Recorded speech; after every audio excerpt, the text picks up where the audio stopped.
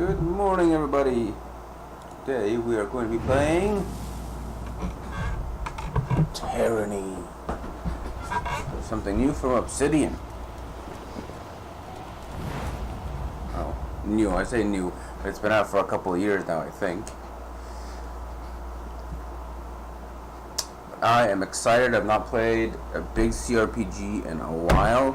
Granted, I really should play all the way through one of them instead of playing for a bit.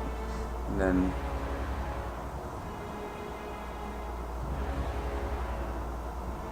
I mean, yeah, we'll do that. You want to see the reputation because you can't always expect what things are. Just area in which you can loot multiple bodies with some quick. Yeah, we'll just do the maximum. There's no reason not to do this. Tooltip delay. Make it a bit faster. Control speed, fine. Voice frequency.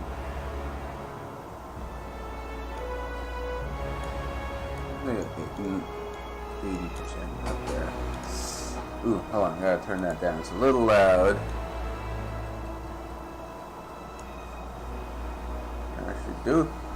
Alright, difficulty.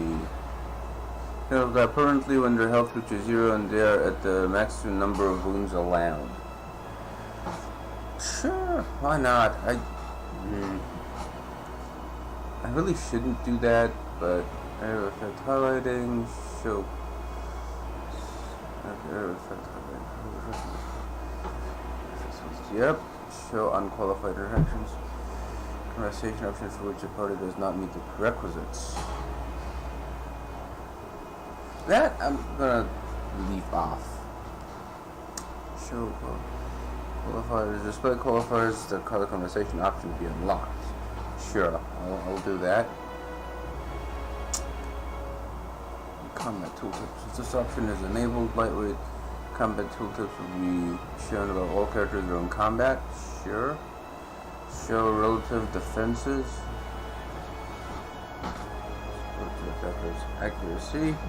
In tutorials. Yep. Okay. Auto pause. No. Auto pause. Right. Sure. Character.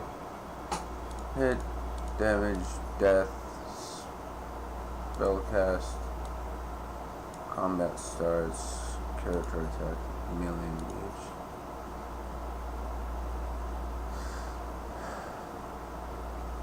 See, this low health one is just gonna confuse me. Oh, that's every time he gets hit. No, when the combat starts, I don't need this. My spell begins. Enemy spotted.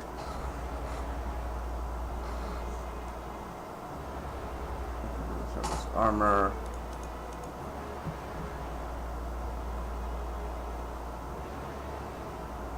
Stop party movement. Yeah, we'll do that.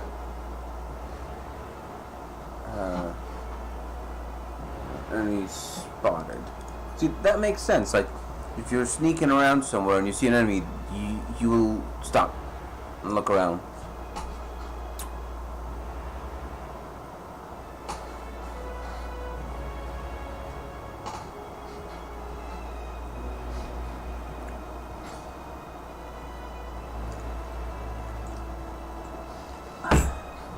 Don't need hidden object, that's or trap. Alright, sure, because it could be a trap. Party member finishes ability. Combat auto slow. Automatically put combat into slow motion. Huh. I'm just gonna use the pause and go as I need. Cage cursor. I see, okay. I don't feel we're going to need that because I need to be able to get at other stuff. Oh, I guess that's kind of intuitive. Gibbs. Yep. Big heads. Thanks, Josh. Okay. You're welcome, I think. Find off-screen pointers. No display pointers to off-screen characters. Hide selection circle. font scale. Hey. This is a lot of reading, and it's a fairly large, high-resolution screen. I'm gonna actually turn that up. Turn this up. Okay, cool. So that's. Ooh, hold on. Turn that off. Apply settings. We are now ready to go. Yes. New game. Ooh, what's expert mode? Expert mode disables helpful features in the game. Players who want to rely on their own faculties and intuition while playing the game should have expert mode. Just selected when you start a new game. Cannot be enabled in game, and if disabled, cannot be re-enabled in that game. Trial of Iron. Trial of Iron is enabled. Only one save slot is permitted. Party is defeated. The game ends. Your save is lost, and you must start again.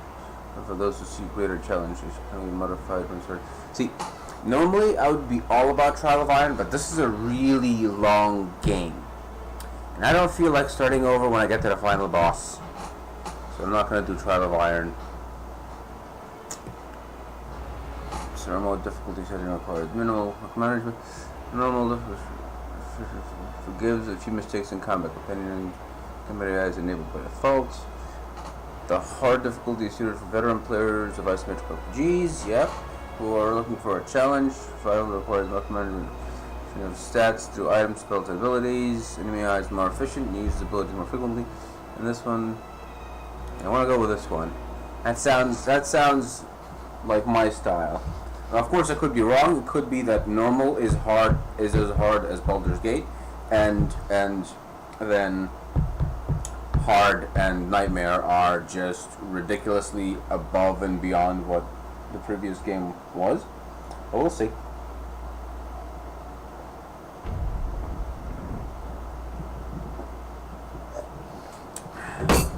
For over 400 years, the armies of Kairos the Overlord have swept across the known world. All who stood against them fell before their might. The known world's pretty small.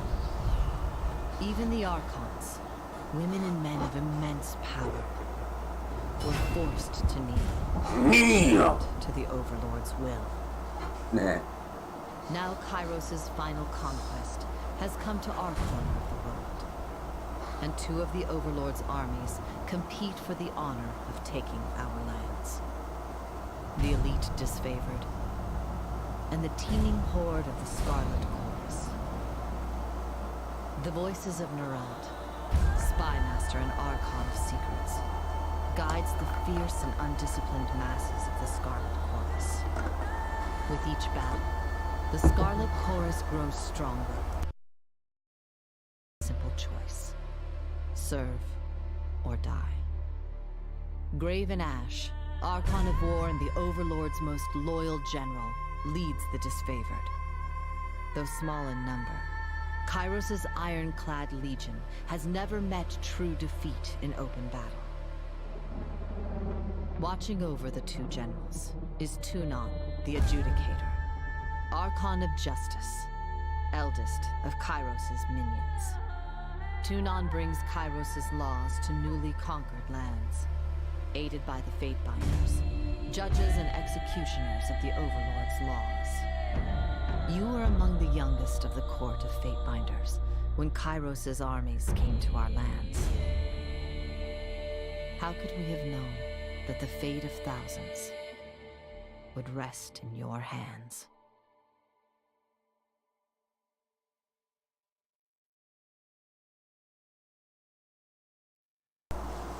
Sorry about that. Alright, so neat.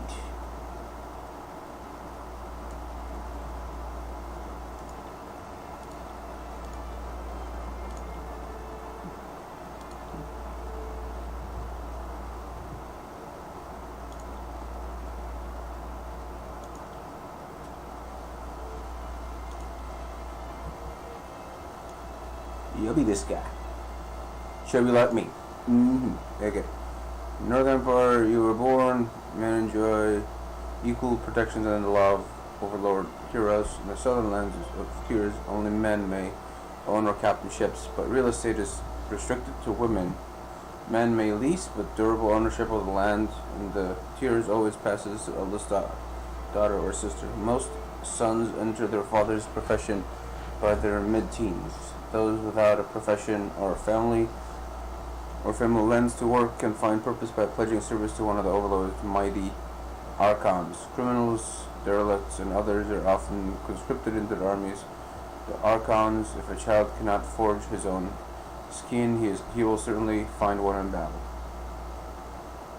Skein. What's a skein? Onward! Game is still too loud.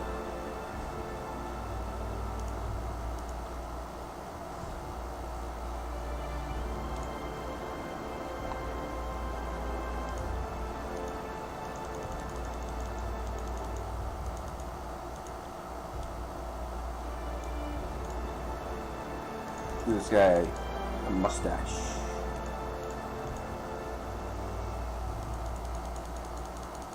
Ah, there you go. There you go. Red.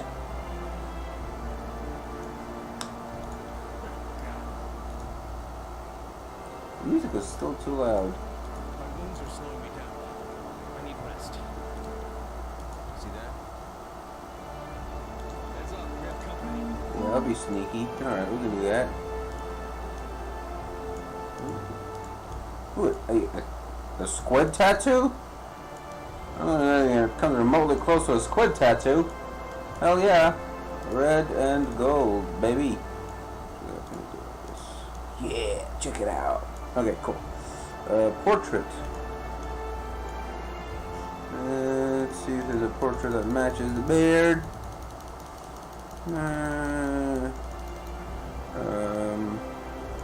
Really? That might be the closest I can get. Alright, that'll be my portrait. History.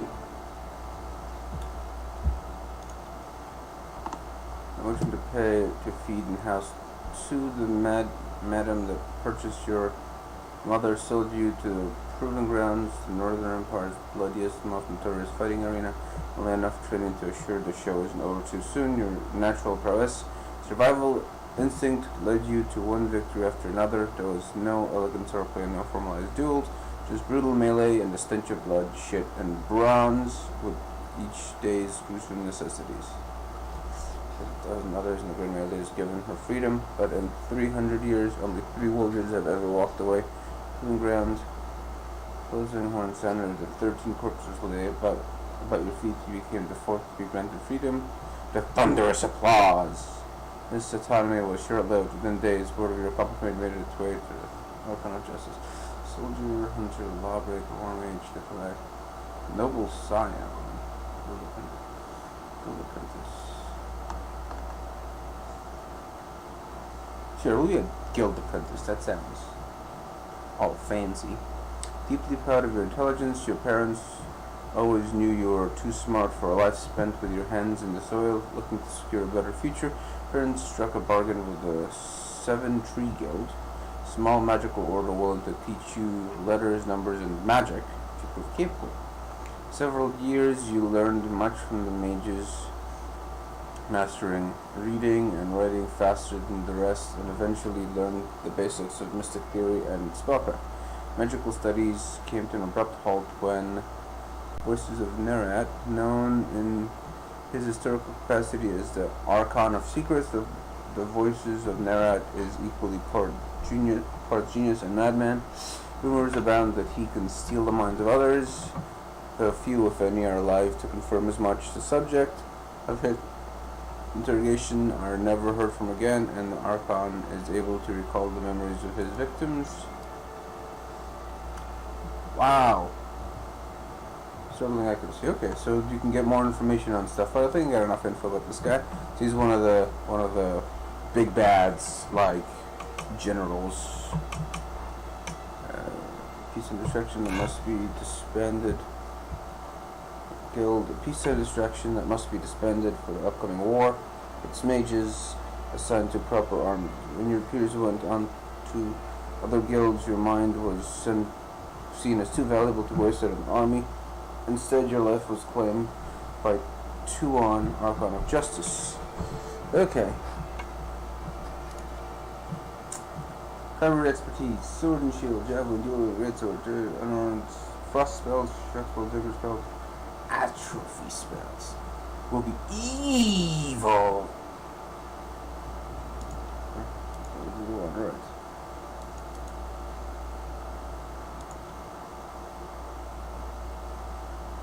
Oh, I see. It's just a atrophy. Okay. It's like for the sword to shield. Oh, I see. Okay. I'll be atrophy spells, which are all like controlling. Okay. I like this. Alright, let's go to the next one. Secondary expertise. Maybe atrophy spells again. Interesting. So if I go back, this one gave me Edge of Atrophy. That can be specialized in atrophy, so I can get another thing. Or I can get vigor spells. My backup. So I'll be atrophy and vigor.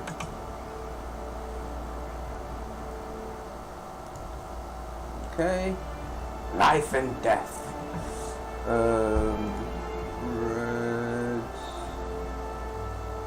Gold. Oh, that looks so good.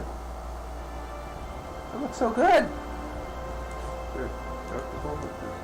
There, okay.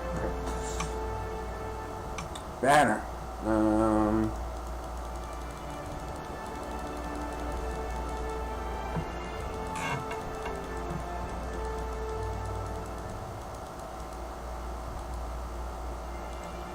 there you go.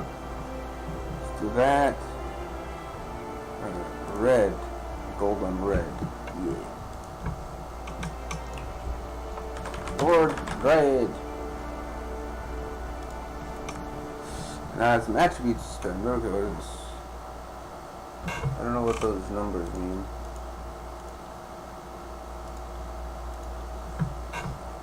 Interesting. This attribute is strongly recommended for you because you're training atrophy.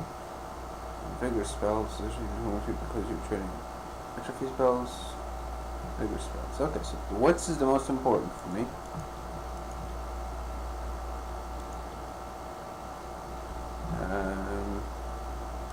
How can I actually reduce stuff? Alright. So let's go over these things real quick. Might. Might determines the physical strength of a character. Increasing might leads to more powerful attacks and stronger abilities, as well as increasing endurance, defense, attack, and ability strength. Each point increases it by 3%. Or is it increasing? 3%. Alright. Finesse. This describes the character's physical and mental precision. Finesse is used to determine accuracy of attacks and spells, as well as increasing worn armor's chance to increase hit type. So that's important. Quickness determines how often a character can use their abilities and spells in combat, reducing cooldown durations. That's important. Vitality is health and will defense. Wits. This attribute describes a character's mental acuity, the ability to observe the environment and pick up on clues. Wits is used to increase spell strength as well as increase the magic defense.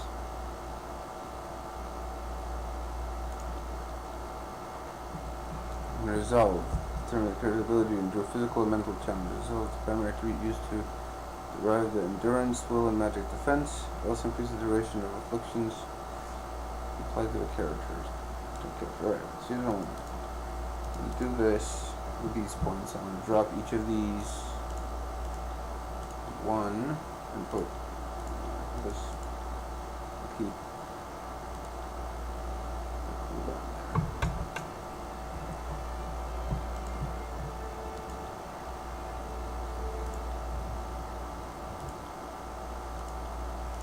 like that. All wizardly. Alright, next. Okay, so weapon skills, I see. Magic skills, support skills. Alright, so subterfuge. Ability to move unseen through the environment and detect traps, devices, and to open and lock chests and doors as well. Dialect determines your ability to deceive or trick a person you're speaking with. Lore. Most of the determines the character's ability to decipher information, put together clues from the fragments of information. So I have a decent amount of lore.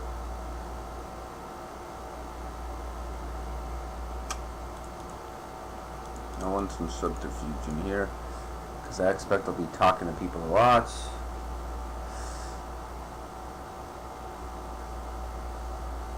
This is fine. I'm not going to put that much more into it, except I don't expect people to get close to me that often.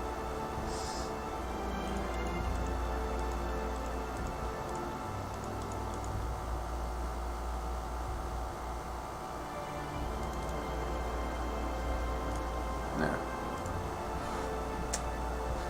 The conquest option will allow you to play through characters' conquest or tiers, choosing a character that was involved in the invasion. Give you the most control of the starting state of the game and how other factions will react to your character. I'm going to do Conquest, because it's like the tutorial, I think. And it allows me to further customize my character.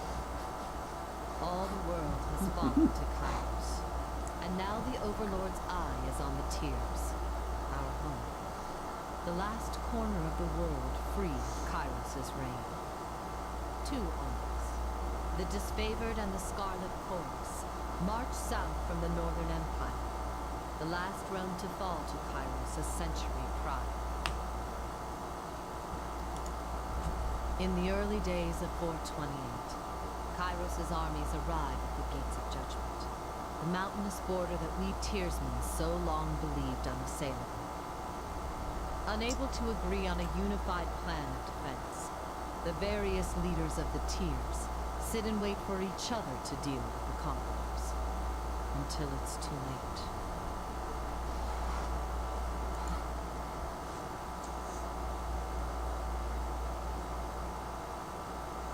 In the conquest, you will decide your character's actions during Kairos' invasion of the Tears, shaping the world through which you will adventure over the course of the game. Each choice you make affects your character and how major factions of the Tears respond to you. Your decisions matter. Choose wisely. Very good, very good. Yes.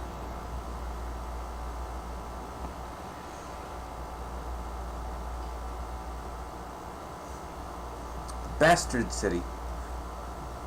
Named for its position between two realms, the northern and the southern tiers. Bastard City and its surrounding lands, known as the Bastard Tier, is a melting pot of cultures and a place of commerce and intrigue. Sit on the northern borders between Kairos' empire and the Tears, built upon a natural harbor at the crossroads between realms. The city was a nexus of commerce to the Tears, the center of all wealth. To a northerner, it was little more than a backwater trading post.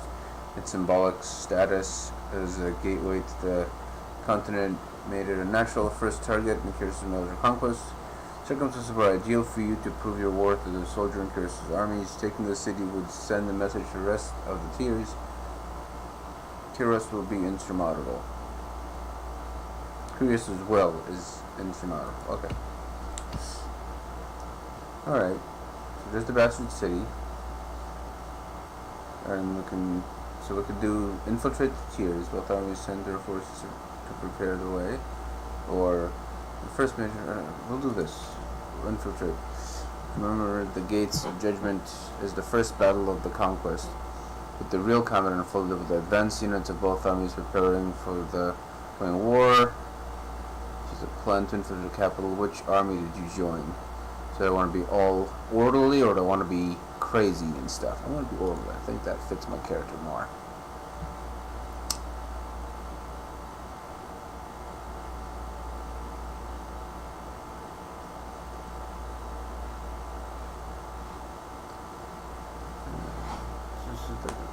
In the offensive would boost morale of those troops.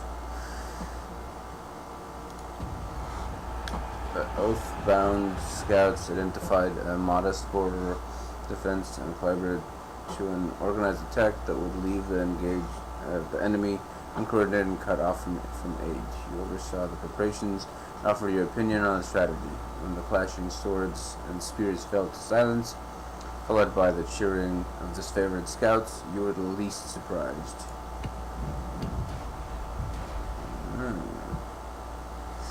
Contained by the Bastard City's resident fire threatened the first leg of the conquest. Put a stop to the unchecked power. Found allies in the city to prepare the way for the approaching armies.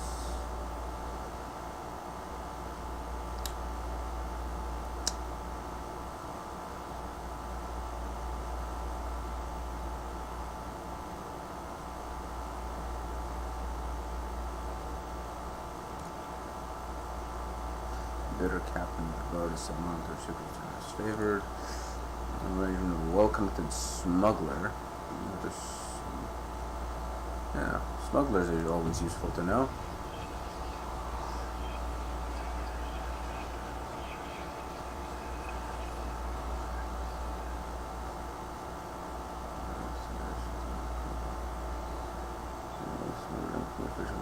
Defensive wherever possible. Materials capital leaders, betrayal, tactics infiltrating. You in the best city have to an army or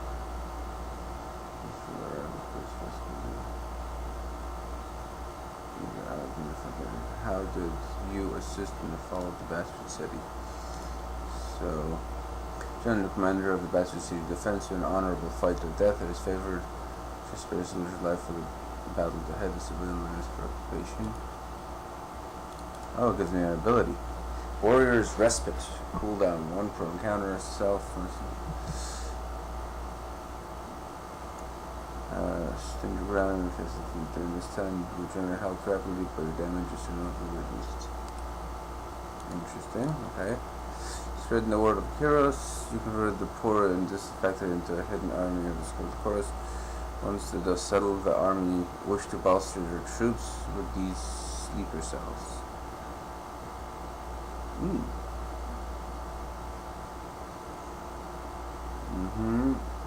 Very fear through assassination. Keeping to the shadows, you eliminate the leaders of the Bastard City one by one. As is consuming shadows one encounter. Praise of deflection.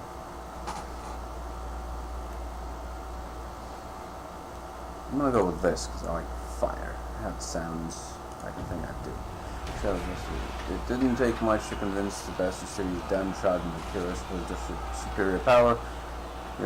You armed them with weapons and knowledge of a signal you would raise when the time was right, and the armies appeared outside the walls, and they had the spark that fanned their anger into a full-scale riot. The chaos they spread in Kyros' name weakened the city to such an extent that its inevitable fall was but a formality. That's so cool.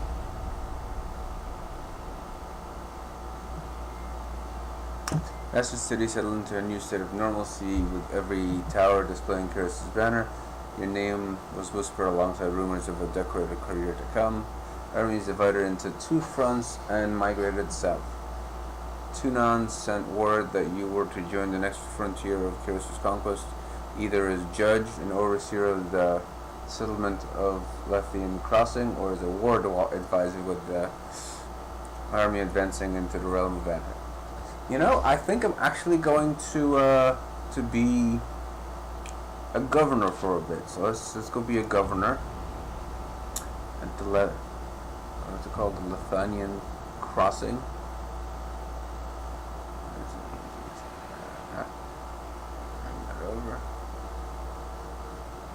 Lethean's Crossing. Years ago, Lethean the Bold founded a small merchant town at the intersection of ancient old walls.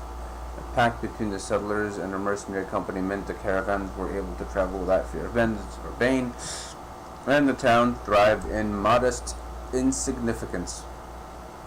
Lethean's Crossing drew Kyros' attention for the iron deposits in the surrounding hills. With a legion under Kyros' control, the northern smith mages could set up workshops to refine ore and arm the disfavored with the finest weapons in the known world. The Archon of Secrets dismantled the mercenary support with a generous bribe, taking the crossing in a bloodless victory. Tanan dispatched you to travel alongside Kyros' forces and bring order to the region. Okay, the iron must flow. Ha! It's a Dune reference. You found a clever solution to improve production of iron weapons and armor, or Archon of Song's power, center the mind of a disfavored soldier. What? Siren, the Archon of Song, used her arcane charms to lure locals and join Kyros' army.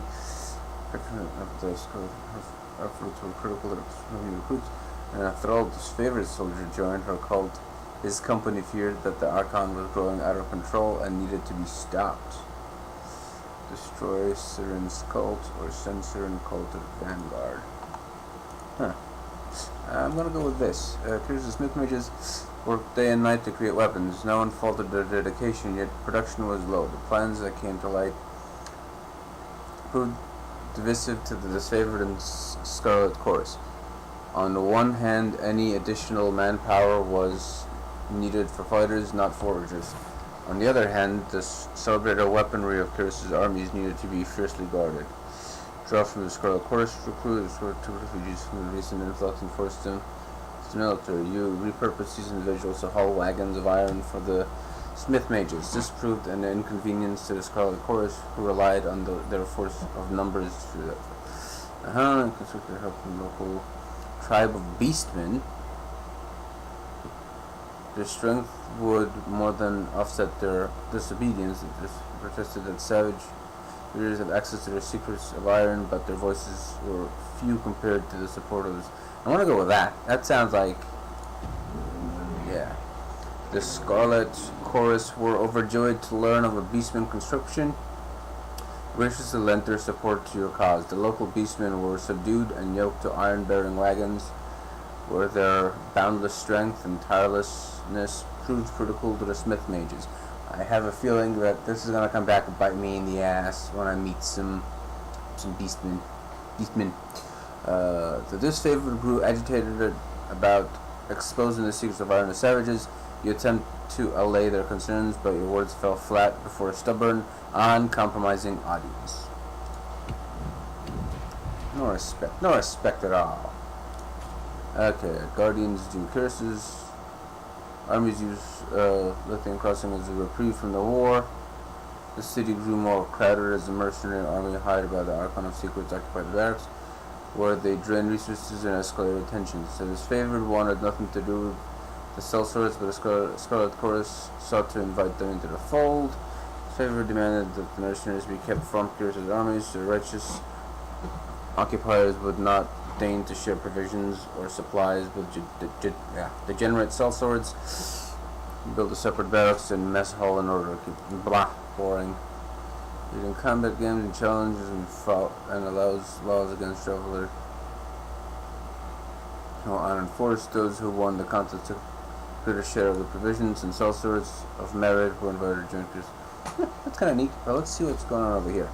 Pick of the armory. Since you aided the production of weapons, commanders of both armies lobbied for additional arms. They offered all manner of bribes to be next in line for a fitting session with the masters of the forge. How did you sate the lust for iron? It is favored have the iron, keeping the best tools in the hands of the elite. Scarlet Chorus saw the slide as an obvious display of preferential treatment. Iron arms of commanders known they pay very well for any killing tool. Weaponry of such acclaim was typically reserved for the highest sailor officers, but you are open to changing tradition under circumstance. Remain neutral. You allowed no changes to the orderly dispensation of iron and punished those who tried to bribe you twice. I like that. Using language that left nothing open to interpretation, you let both of the commanders know that bribery would not be tolerated in Curse's military. That didn't stop either of them from seeking you out again, making promises of wealth and advancement if she showed special favor. Deciding that enough was enough, you ordered both the commanders flogged in view of their armies, letting pain and humiliation teach them where reason has failed. Ooh, that might bite me in the ass for sure. Who controlled the crossing? Tragedy struck when a mercenary hired by the voices of Nerat injured a forge-bound artisan, leaving him unable to practice his craft. Tunon ordered the mercenaries to leave the city in the hands of Curse's more responsible servants. Only a token garrison could be left behind while the armies returned to the front. As the disfavored and Scarlet Chorus showed increasing tension and hostility toward each other, Tunon decreed it best that only one force controlled the crossing. So it'll be either the disfavored or the chorus. I'm going to pick the chorus since they seem to be more my style. Floodless and infested with overeager and artist recruits. In the first few days of occupation, settlers suffered under rampant theft, murder, rape, and arson. By the following week, the herdsmen who sowed chaos for personal gain were dead, strung up by the more disciplined half that took up the reins as the self-appointed bosses of Lethian's Crossing. The Forge-bound continued to mint iron weapons and armor, which mercenaries carted to the disfavored garrison elsewhere in the tiers. Shipments were light or sometimes absent. The Scarlet Chorus Quartermaster claimed ignorance of the matter. So I've made a mistake. I should have put the disfavored in charge. I should have known those guys would go bananas. Alright. Okay, with the mercenaries expelled and Lethian's Crossing under new leadership, Kyros' forces congratulated themselves on bringing order to the settlement and guaranteeing a productive flow of resources. Over the course of this diversion, the army front advanced further into the tiers. Their skills were needed in the realm of Azure, Stalwart, and the Vellum Citadel.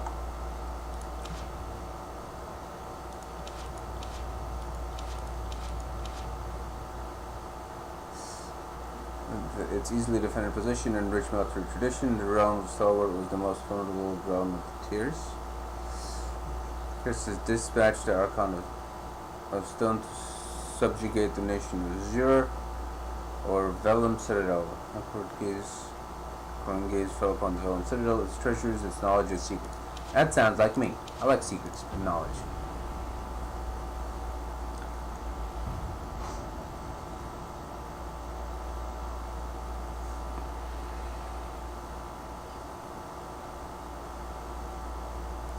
The Vellum Citadel was an archive and library of massive scale. Its inhabitants were known as the School of Ink and Quell, a circle of mages that centuries ago carved out their own mountainous refuge on lands unsettled by the other major realms. Legend said that the Citadel housed a treasure trove of arcane knowledge. The Overlord's spies infiltrated the school and confirmed as much. The time was ripe to send a detachment to the Great Library Fortress and force the scholars to yield to Kyros. I want to try and make this bloodless.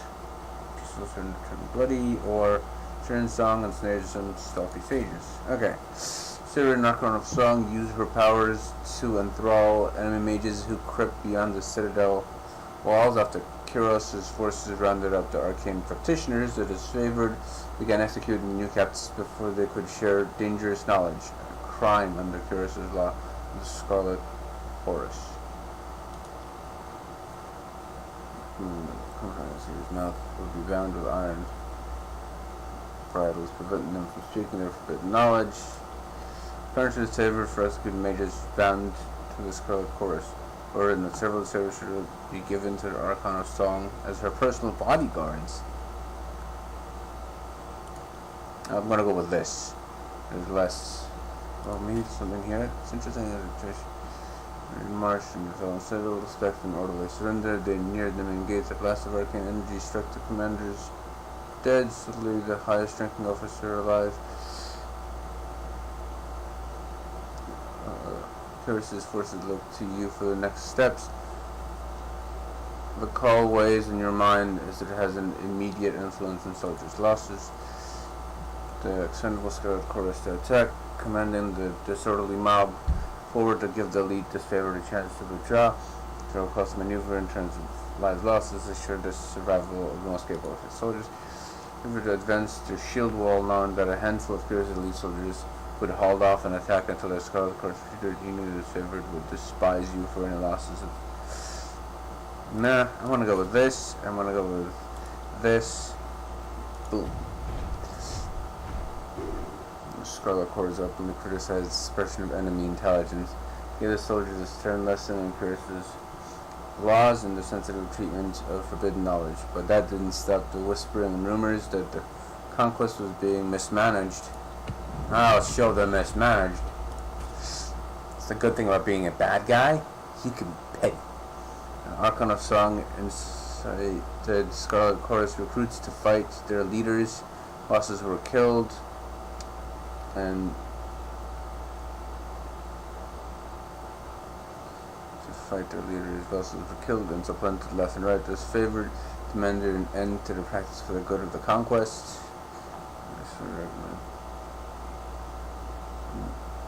not when Kyros's were outnumbered and reinforcements were, and if not longer. He ruled that each Archon had the right to govern their armies according to their nature, the right of command, create chaos, assured that the strongest rise to lead. Spy Master's agent. Ooh, Spy Master, I like that. A group of enemy mages surrendered to the disfavored, claiming to be spies loyal to the voice of Nerat. No one in the army could verify the claim. The disfavored, ready to interrogate the mages, but the Scarlet Chorus protested, demanding that the prisoners be given to their custody. They couldn't risk the voices of Nerat's secrets falling into the wrong hands. Scarlet Chorus, the mages were just... Nah, see, last time, these assholes, they killed mages, the sages, rather, that were going to these guys, so they don't get, no, nope, you ignored their favorite threats, sharply reminding them that they marched at Kyros's orders and not their own whims. The mages were released into the custody of the Scarlet Chorus. Scarlet Chorus accepted the mages into the company of the military officers, secreting them within the tent and out of earshot. You presume that a discussion or interrogation followed. When asked about it the following day, the Scarlet Chorus admitted that they sent the mages to the voices of Nerat, an escort, dispatching them under cover of night without due authorization. You reprimanded the soldiers for keeping you out of the loop, but there was naught else to be done in the matter. The Edict of Fire! Food and morale dwindled as the siege party realized the enemy would win this war of attrition. Tuon said word that Kyros's patience had run thin. The Overlord would cast an Edict of Fire on the enemy. The parchment arrived in a slender case of engraved iron. Written on it, the words of a spell powerful enough to destroy the Vellum Citadel. You had the choice of when to read the edict. Reading it at sunrise would offer your enemies no warning of the devastation to come. You could also wait until sunset, giving them ample time to flee or make amends. I will give them a warning. Then they slid spies themselves, so I urge you to warn the mages of the Overlord's edict. Granting their request, you met with the enemy under a blue flag of peace. Warned them of their doom, giving the chorus spies and the enemy a chance to run. Okay? Different mages with the warning and hoped the message was received. The hour before sunset, numerous figures were spotted fleeing the citadel. The sun dipped under the horizon. You read the words of the edict. The earth shook, and red-orange light glowed in the foundation of the sprawling citadel. Bubbling up from under the library, a torrent of lava heaved with explosive force, gushing from windows between loose bricks, melting winding trenches in the surrounding land. Days later, the flames still rage on, the conflagration continually fed and renewed by the power of the edict.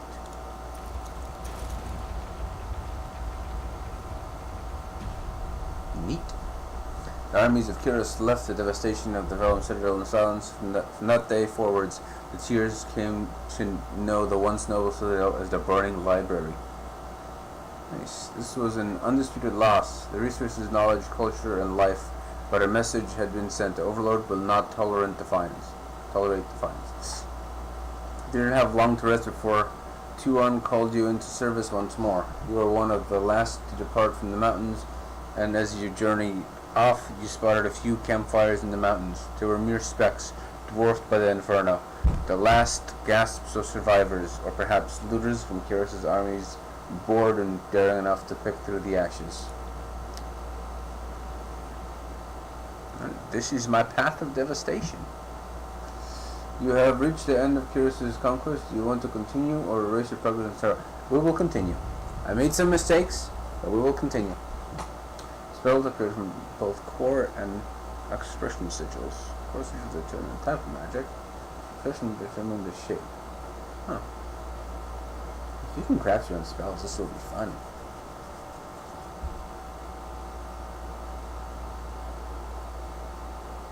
It's kind of a cool statue.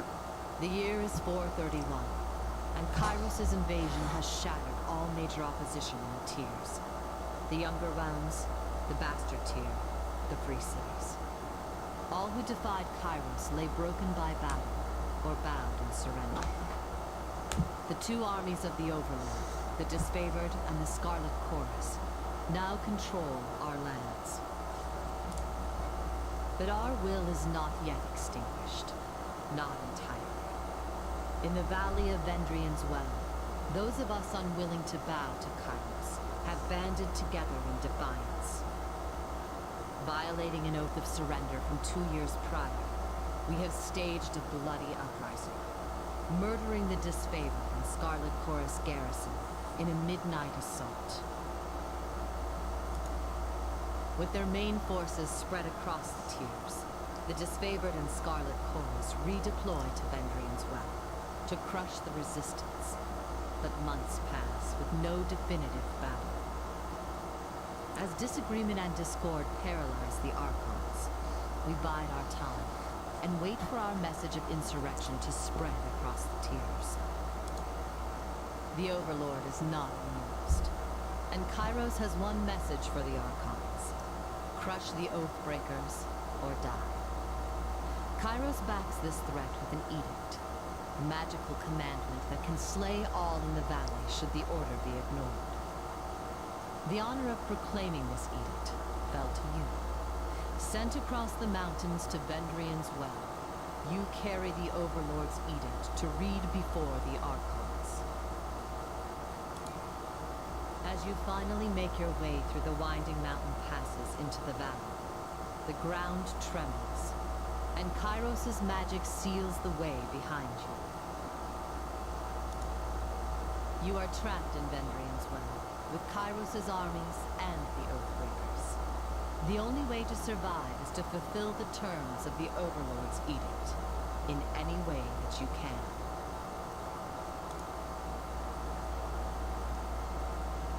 Ooh, cool. I'm a big guy. Fatebinder or Dread, I presume. She just into the Dread.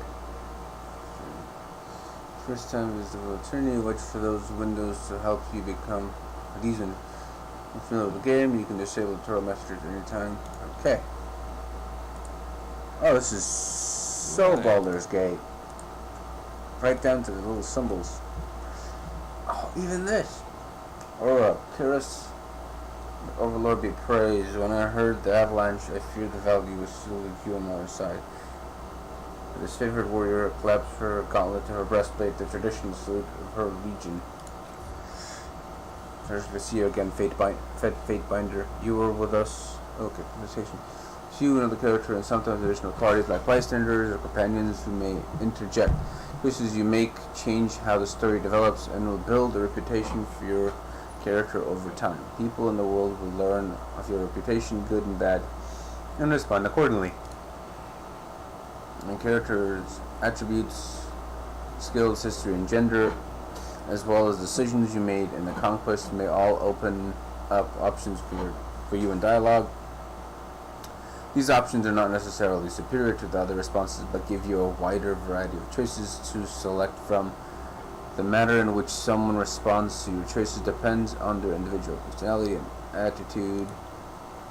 Each character who speaks to you will display a banner beneath their portrait. These banners indicate which faction the character is allied with. The tooltip on these banners will provide details about how the faction feels about you.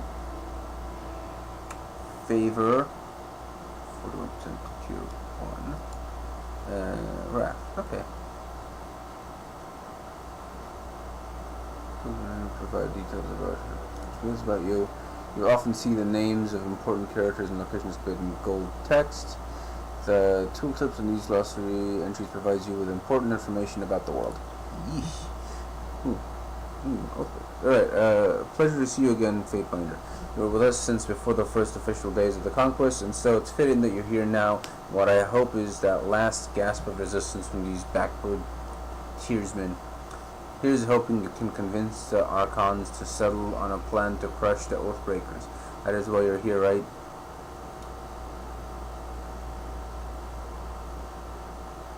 Glare silently.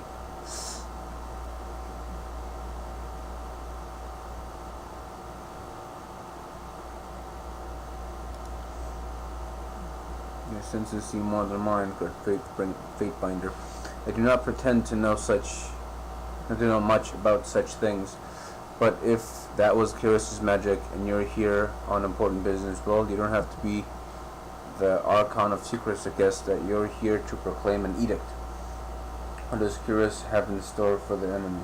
10 years of festering plagues, an edict of twisted bones. No, I'm not gonna be honest. I'm just gonna glare silently. I'm asking questions beyond my station. She digs low, trembling as she vows, forgiveness, please. You've traveled a long way. I won't keep you further. I'm sure the Archons will want to hear from you at... He's full silent. Her attention's not being supervised on. Did you hear that? More runners. 3rd time this week. The Oathbreakers keep trying to send messages to the mountains to gather help from outside the valley. It's over to a collapsed path by which you arrived. But they're a bit too late for that now. Come, let's see these Oathbreakers. Let's show these Oathbreakers a good fight.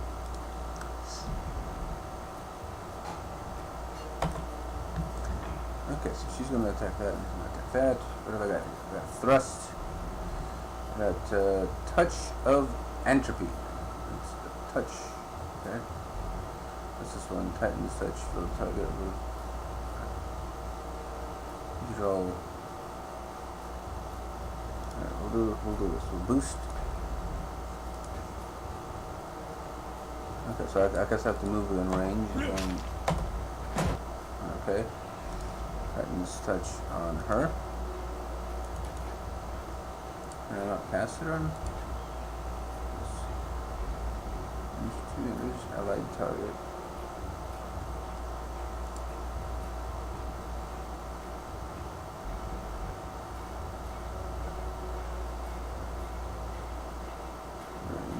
Okay, so I should be able to cast it. Cast it on myself. Can't cast it on... Oh, okay, she doesn't count as an ally. Okay, in that case, we'll just cast this on him. Sorry, I can't.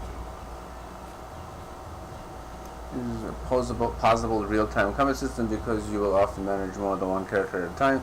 Good idea to pause the game, issue orders, and resume real-time to see the orders play out. The options menu also contains many choices for automatic pausing when certain conditions are met. They can always perform basic attacks during using their equipped weapons or their fists if fighting unarmed. Is this a ranged attack? Range is 1 meter. No. Just hit someone with my weapon. Okay. Characters also have special abilities and spells they can use in combat when a character selected their ability bar displays their hotkey abilities. The abilities are supposed to gain. You have to add it to the ability bar. Characters' abilities, spells can be accessed by selecting the category and buttons. Into talents, spells, combo abilities, artifacts, abilities, reputation abilities, and stances.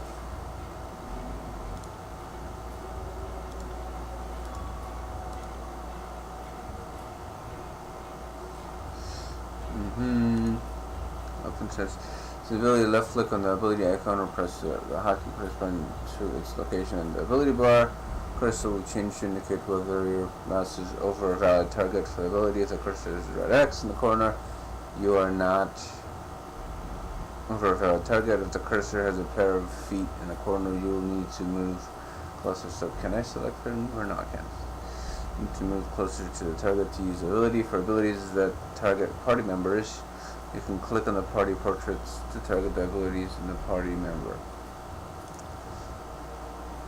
All characters in the game, friend and foe, have 5 primary defenses against attacks.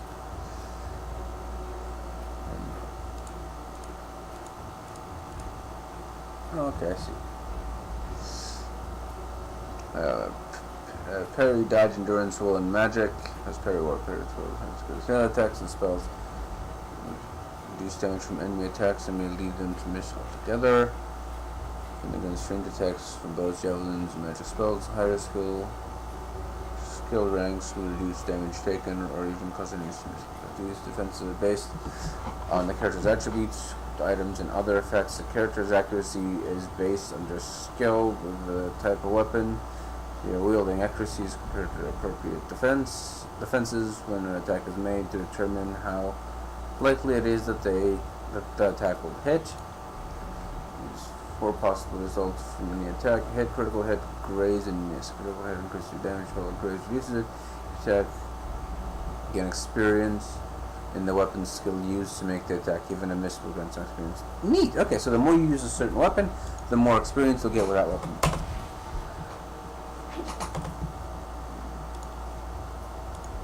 I got it.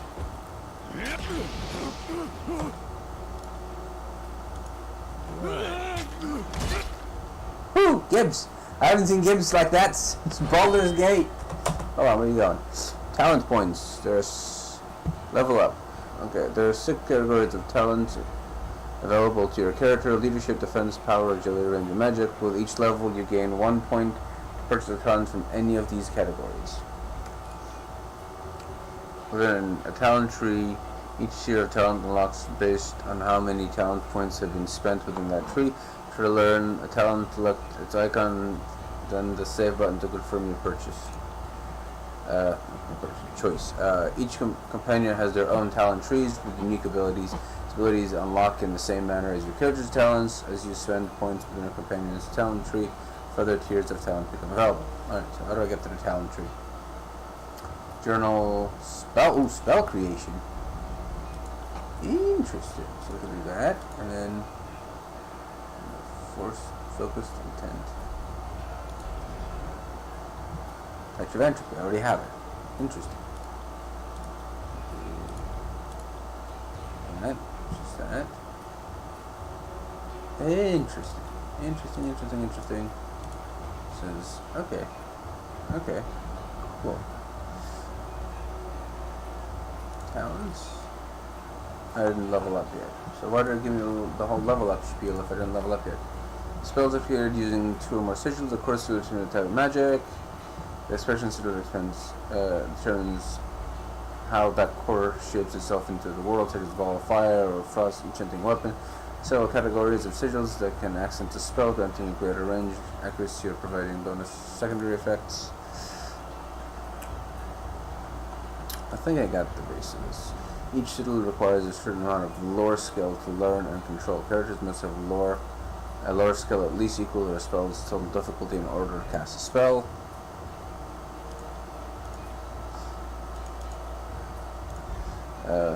And then you assign spells like that.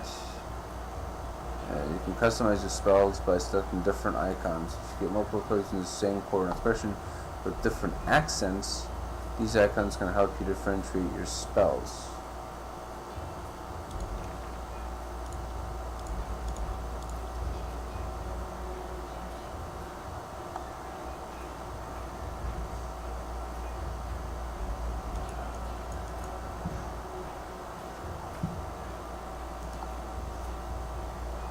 I don't know what it means by different accents.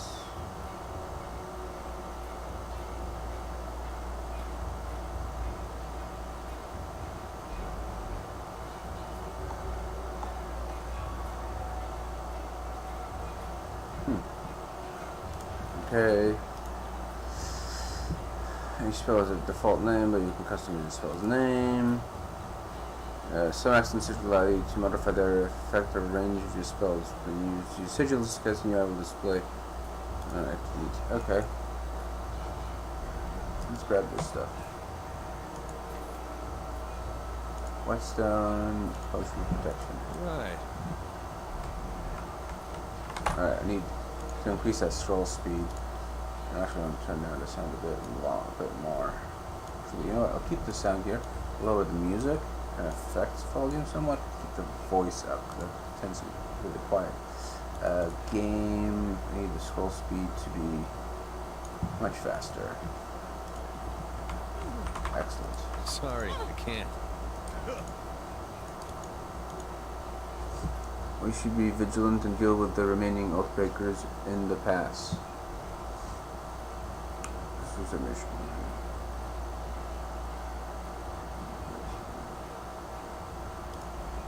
We have learned from the other prisoners. The runners are instructed to escape the valley and drum up support for the Oathbreakers' cause elsewhere in the tiers. I don't know who they think will listen to their pleas. We've smashed every army fortress and self-proclaimed ruler these low-born tiersmen have to offer. Perhaps they think the wild beasts will rally to their side. Huh. And the Saber victory has soaked into the fear of dead enemy from their helpless cause. This favor again, very minor favor. Perhaps if you had more thoroughly destroyed. Why not? Favor is favor. Talk's cheap. 41, that'll give me... Okay. That's exactly. They lost this war years ago. This is a little more than the last gasp of a dying people.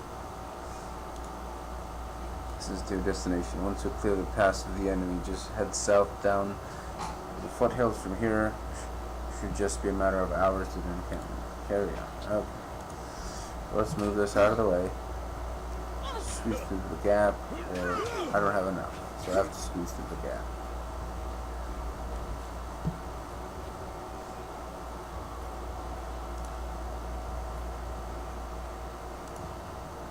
Heads up, we have company.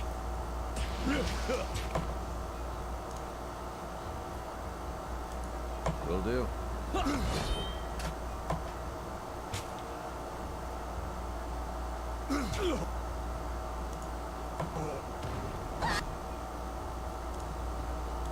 I got it.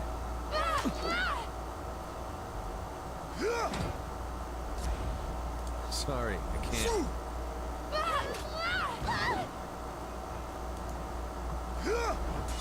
Will do.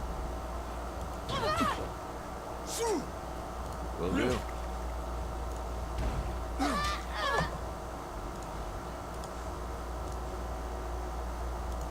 Can't do that.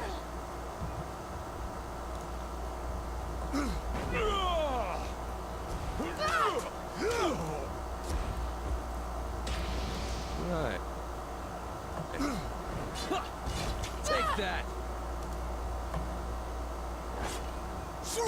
Right.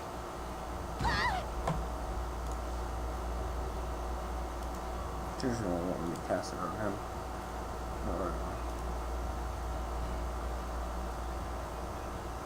Well, there doesn't seem to be, everything seems to be cool Can't do that. cooldown based, so I might as well cast it on myself, right? I gotta wait. Will do.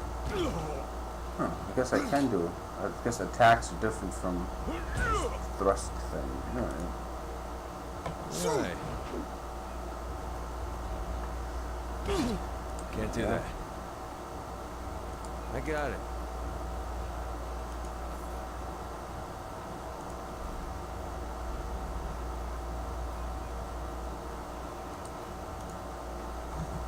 Don't bother with me. Go down the pass. Blast this.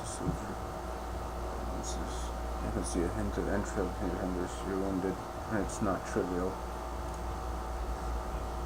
This but a scratch. Touch towards it. She let me help. I said I'm fine.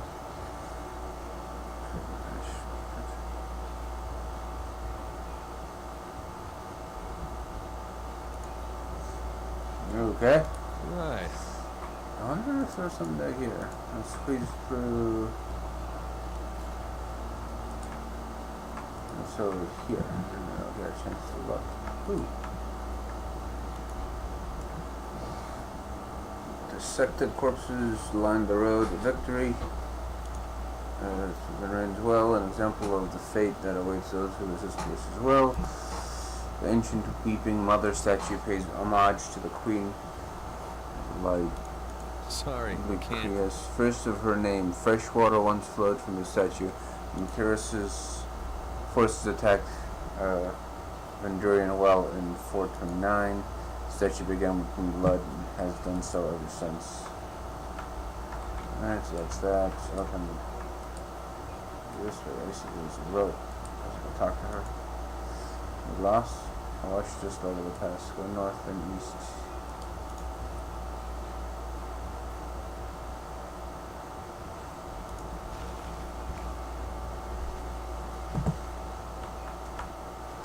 Boxes! A fish! Got it. Okay. What's this? Abandoned memorial. One has been left who weathered the elements for many months and has fallen to resting at the top of the moor of a small weather-beaten job with a rusted torque inside. If you understand the torque, take the torque. Nice. Battle-worn torque. Already fine form. Ah, it increases vitality by 1. I will wear it. What's this? That's the edict.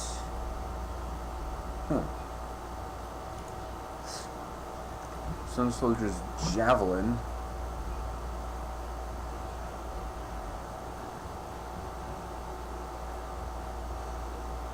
Healing potion. Whetstone. Potion of protection. That right there for now. Topaz and fish.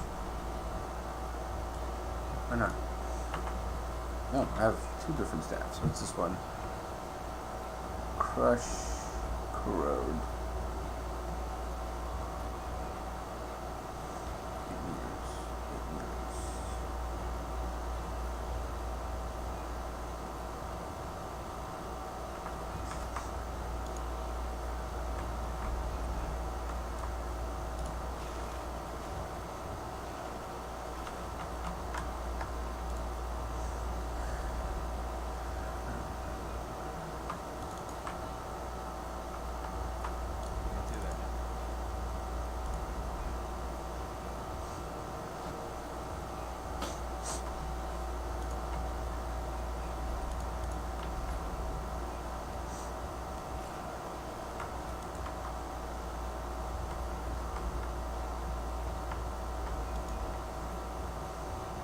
Waking Death. Huh.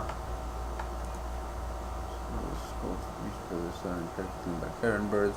Spiked on a roughly hewn post is the only heraldry the sacred chorus needs. The scarlet chorus, right?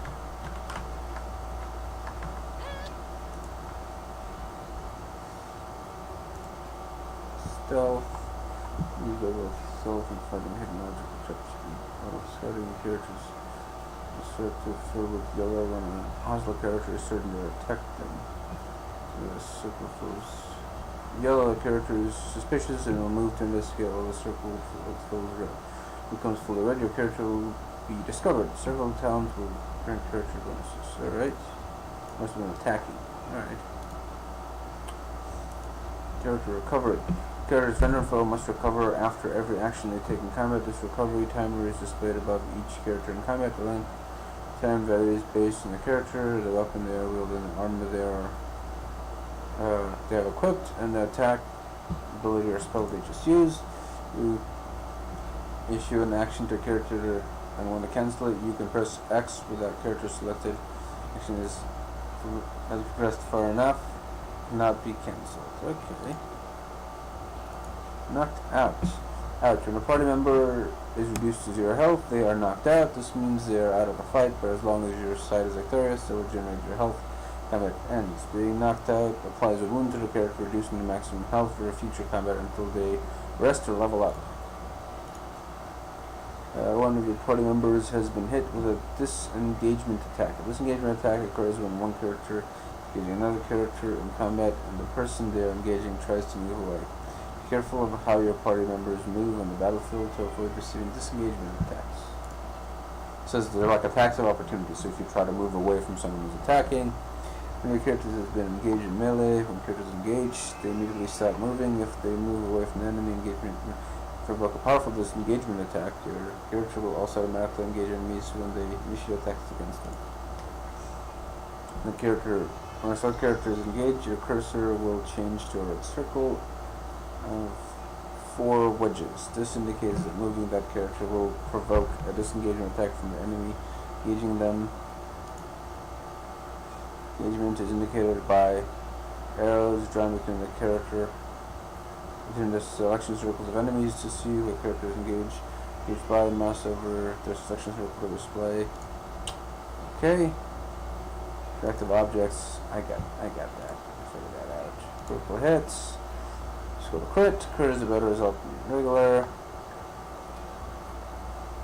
Attacks is higher than the target's defense. Attacks that deal damage will do more damage in a crit. Okay, so just skill increase when your skills has gone up a rank.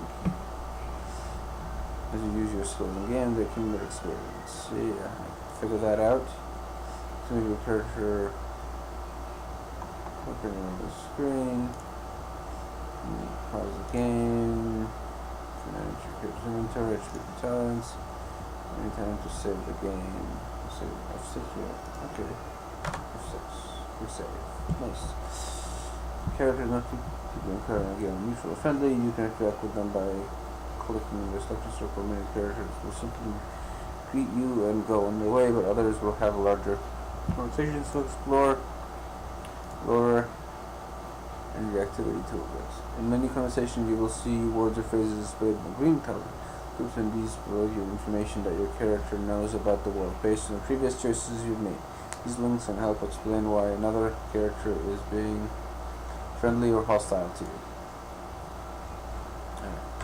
Let's sneaky and head over this way. Sneaky. Oh, they. Try and catch me, worm.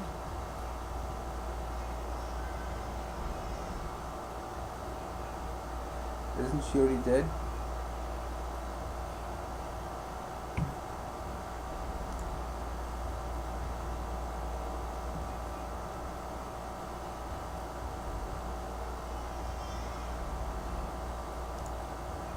Fate finder. You're here at last. Here to join me in putting these cowards out of their misery.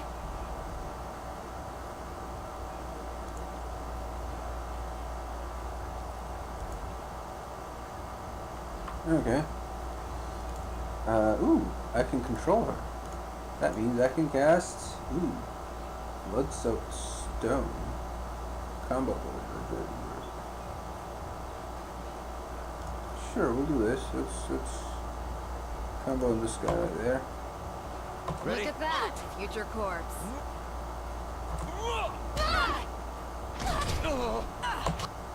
Nice. Let's boost her defenses a bit. Fancy bread. Will do.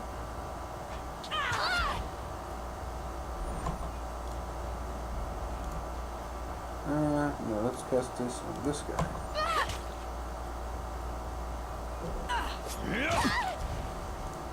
On it.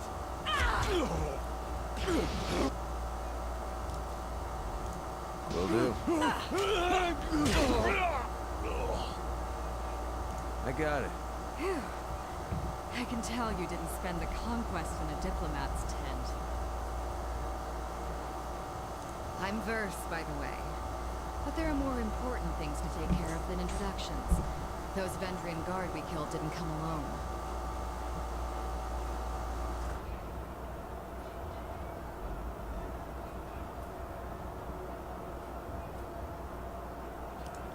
A Scarlet Fury, one of the elite killers of our ignoble gang.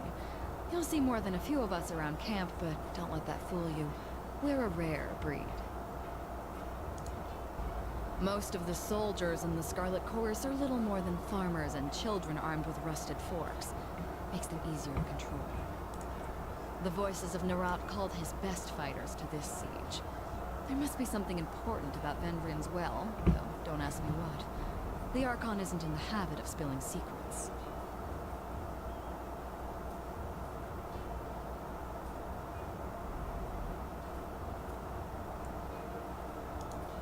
The voices of Nerat told me to intercept you at Edgering Ruins before you busied yourself solving all of the camp's problems. Guess I was too late. You're due for a meeting with the Archons, but we should handle the small matter of this ambush first. My guess? The Vendrian Guard are testing our strength in battle, learning how we perform before they organize a real offensive. That or they're really, really desperate to get beyond the mountains and couldn't wait until nightfall. Eager. I like that. Before we go, you might search among the remains of our fallen comrades. Wherever they're bound, I doubt they'll miss their boots, much less any rings or any useful iron they might be clutching.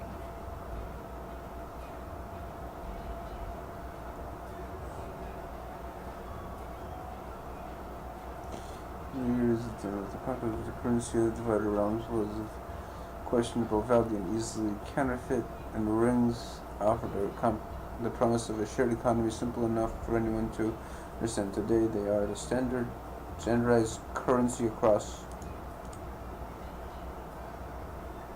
all the lands of Terratus. Their commonality and ease of transportation quickly made rings the preferred unit of trade, even in realms where Curse's peace is not observed.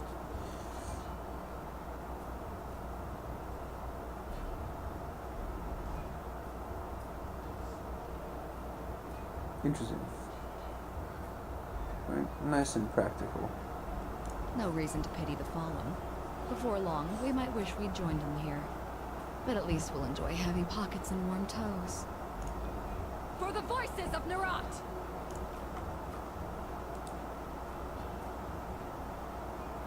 Okay, let's grab this stuff. Axe, helmet. Alright. Helmet. Grip. Flexion. Flexion recovery a little bit slower, but it increases my accuracy, which is pretty important. And I'm gonna hide that helmet. A party stash, I see. So I can have stuff. So stuff that they carry between them, but they're not broken armor. Spare parts. Oh, didn't I get an axe? I did. Jeez. A bow.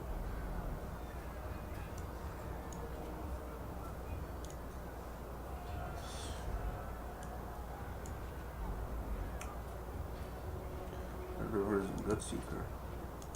Those are some really neat looking weapons they got.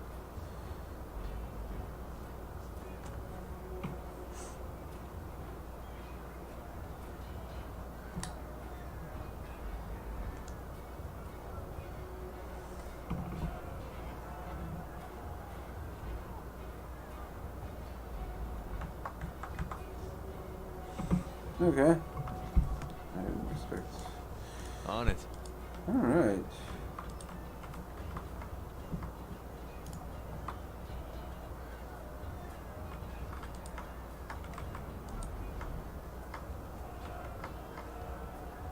It's a lot of bad guys. Eyes forward, no looking back. Flash and do symbol military life. Okay. Stand aside, or your funeral will be on the side of the bluff.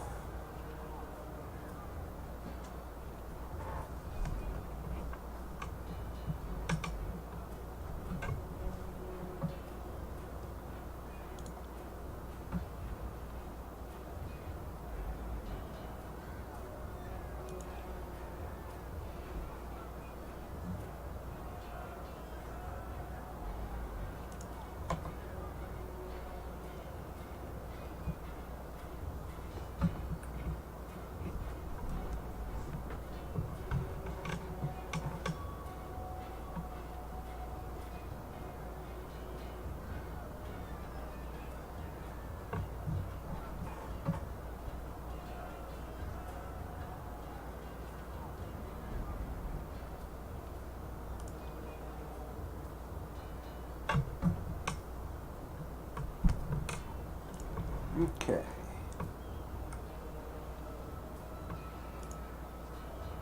Go fight that. Ooh. Okay. So burning iron. I'll do this first. Meanwhile, I'll boost her defenses. Not a problem. And reverse. Join the party versus capable warriors, skill in both melee and ranged combat as you acquire companions. Balance your strength against the strength of your character to be successful in combat. While it is possible to venture alone, you will find the game more rewarding with a well-balanced party. Now, 2 characters in your party, and both are selected. I recommend you issue mouth at both party members. Okay. You can either control your new companion directly, or you can enable their AI, have them attack and use their abilities. If you right click on the AI button, you can see the AI settings versus several sensibilities that provide her with for benefits in combat.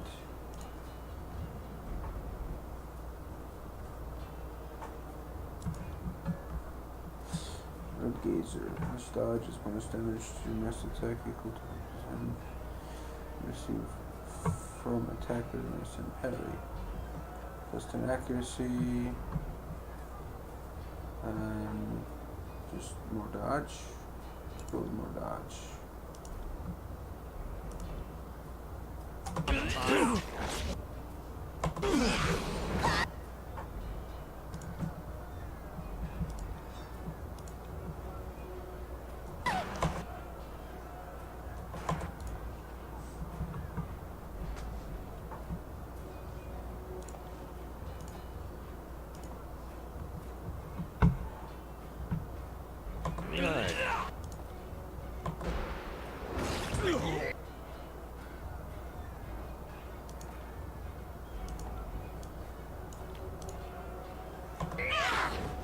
They never had a chance.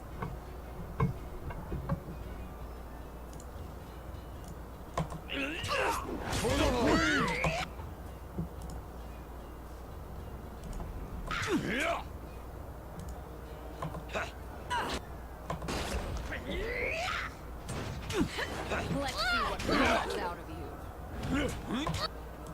Why are we just standing there? Come on, hit him.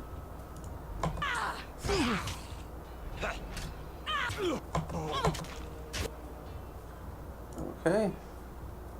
Let's do this guy. So she's going to trip him up, and then I'm going to crush him. That's that guy, and that's that guy.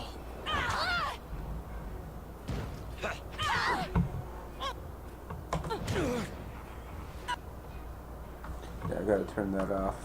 Options, auto pause, casting spells. So sensibilities, that's that. You scroll a scroll that contains the image of a sigil for magic. If a member of your party has a high enough floor, you can learn this sigil and use it to craft spells. Huh. I definitely need to learn that. Okay. When your party members is low on health, no one is low on health. Using health potions is an instant action. The benefit apply immediately, even if your character is on recovery. Focusing builds around cooldown for short duration. And minimap. How do I? Ah.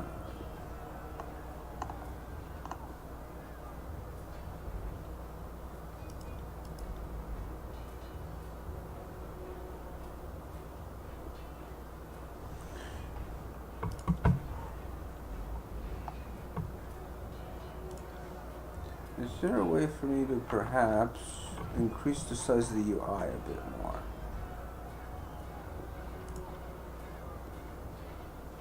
Because the font scale I'm actually increasing a bit more.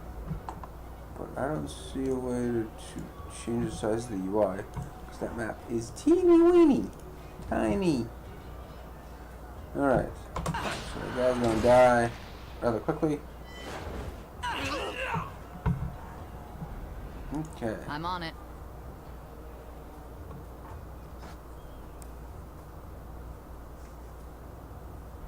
Come quick, we have a situation on the cliffside. They have the commander.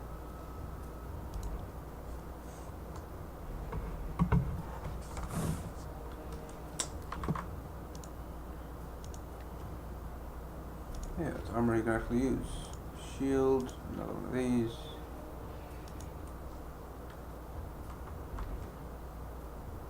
Of course, leather armor. Alright. What do we got here? Yeah, that's really good. I recover more slowly, but I think I'll be fine.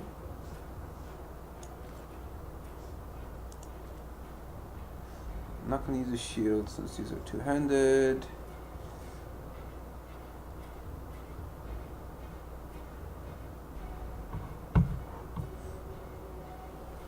Actually, I think I need my recovery better. More than I need my armor.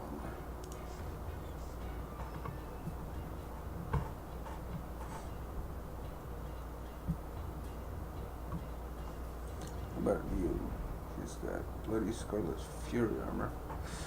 More armor, more crush armor, more fire armor, more frost armor, or longer recovery. Recovery is pretty quick already.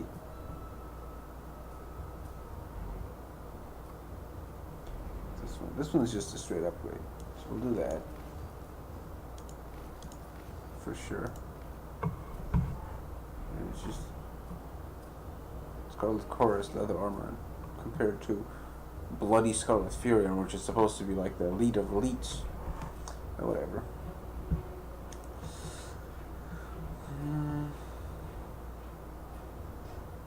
I'm gonna do this. Oh, I can't give it any other ones. Alright, okay.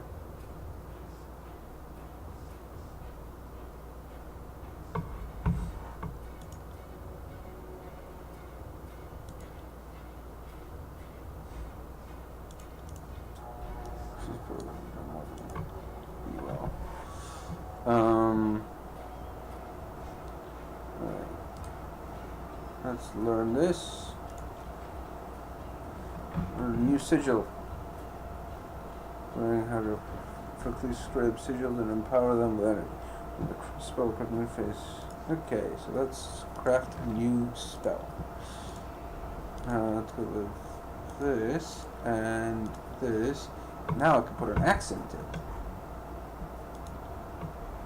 Range. So range is now 4 as opposed to without that, it's just 2.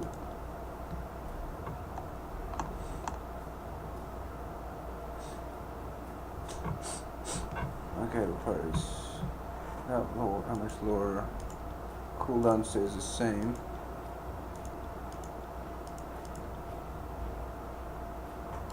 So it just increases the lower cost of casting it. Okay, sweet. So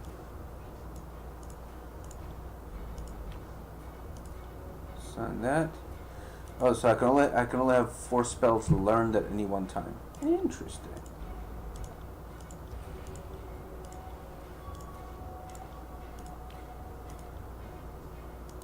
So lore is definitely something I need to learn. Actually, I think I will assign it to her as well. Because she can cast it. She has enough lore. It's a decent amount of lore for someone like her. I'll assign that, just longer range. And give it to her as well. Because why not? Missives.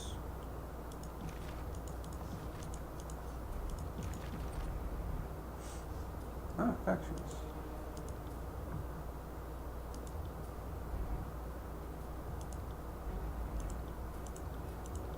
Oh, I see. So I can learn skills from doing stuff.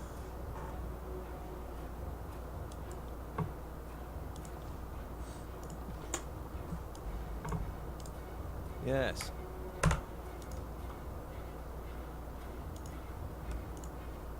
Right.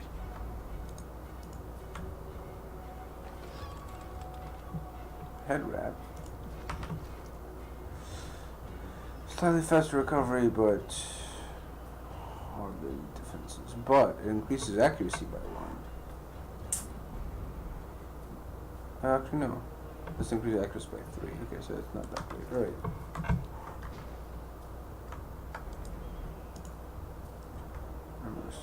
Hazardly, so skulls, symbol of the skull. Can I have this one? It's gated.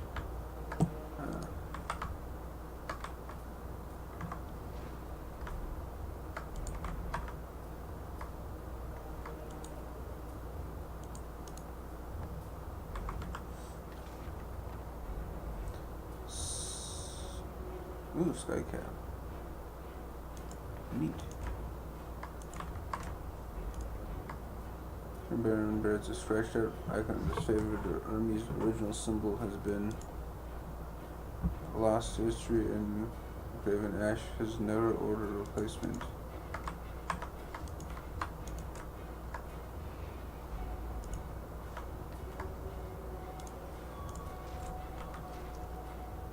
Engage.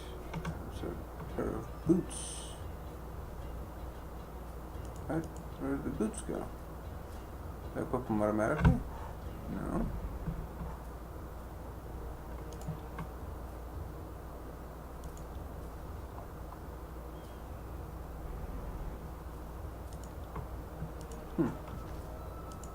Well, I'm going to take this for some reason. And doing guard heavy bronze greaves over.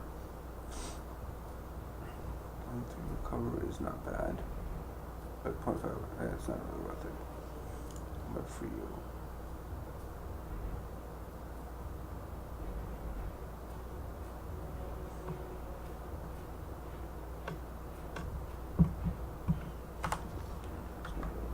Who's this? Moving cautiously.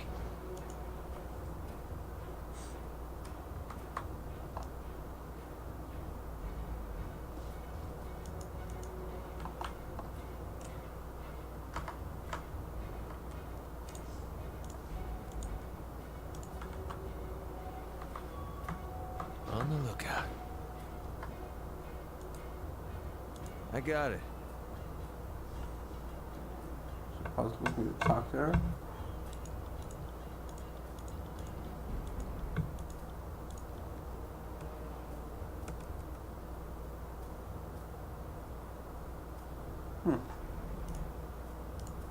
You got it. I guess I can't talk to her. I got it. I got it.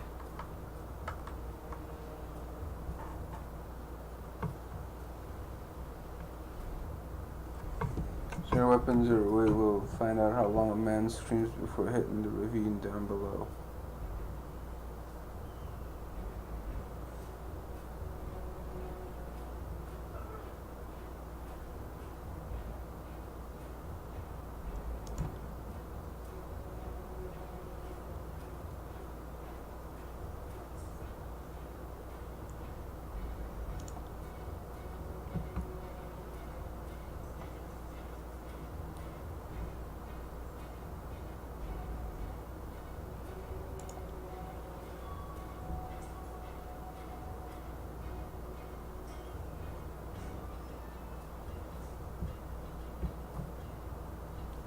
I have enough athletics for that.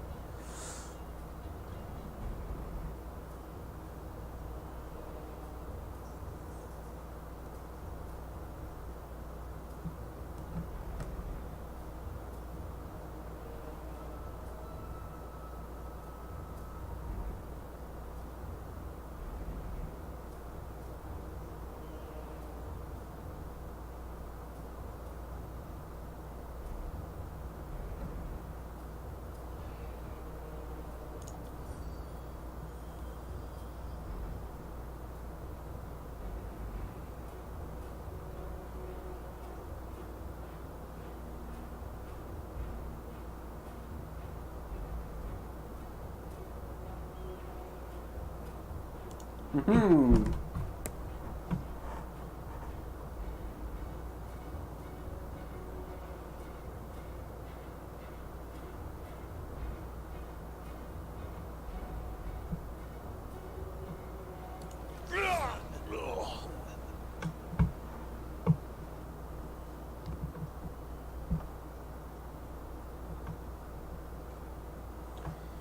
Carrying the mountainous archon of stone accompanied this favored on the conquest of the tiers. His temper and proclivity towards destruction solutions often branded him a liability to the otherwise orderly takeover. His powers were not easily dismissed. Okay. Look of it, guess they swarmed the past. Maybe one might make it out. Found a few scraps of parchment on the bodies. Parchment for your inspection. Literacy is rare and very few soldiers know more than a few few written words, literacy uncommon, and the tears, but the nobility of the younger realms have taught literacy to the firstborn noble for centuries. Now many of these disenfranchised nobles have fallen in with the uprising to rely on written messages, knowing most of Kyros's forces will be unable to decipher the contents. A student of letters such as yourself should be able to make sense of this. Trinity Generation doesn't teach you to read. Parchment. This messages in different shapes. The parchment explains the words. So to overthrow Kyros's archons and rout their armies from the tiers. Pages aren't addressed to any specific reader, but rather Hopla invites all who remain loyal to the younger realms to gather at Vendrian's Well. Recruitment material. And we're trying to bring more traders to the fight. The look of it, we kept them from slipping out of the valley. Whatever they hoped to accomplish, I think their plan died here.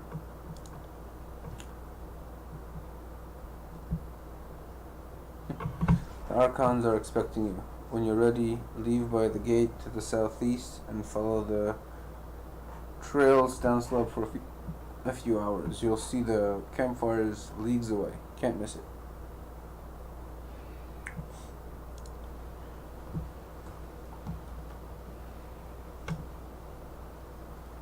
Okay. Let's see what's this. The sigil. Mead. Ooh. Okay. With how much screen space there is, having such a limited inventory is a pain in the butt. There's nowhere to scroll that is either, is there?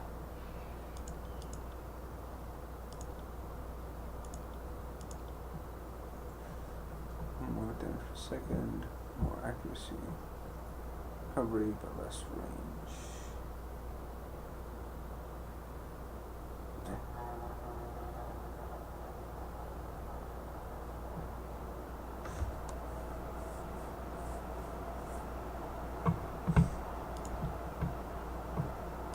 Most of my stuff is melee anyway, so I should switch to a melee weapon.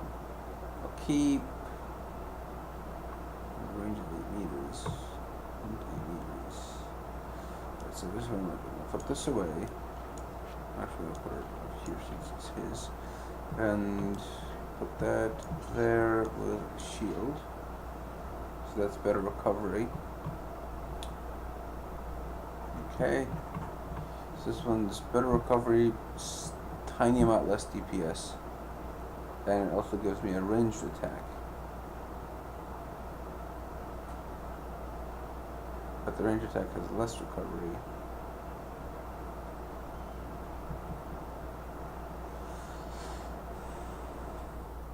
That one is half of a damage more DPS, but it's two-handed, so I don't get the defense from the shield.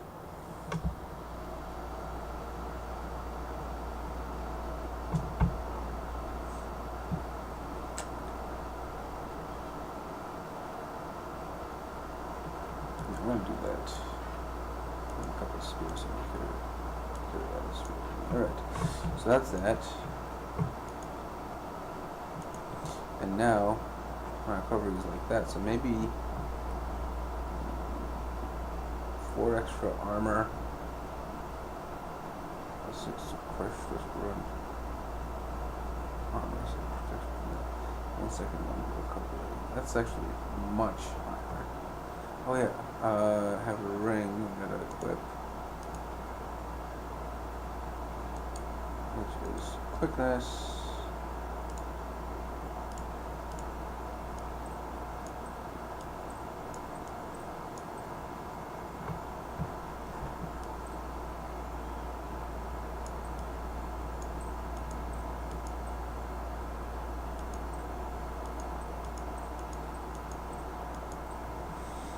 Okay. Thought I had Streamlined. Sigil to learn. Okay.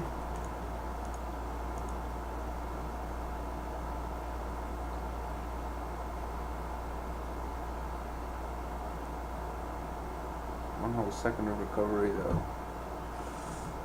But 4 armor.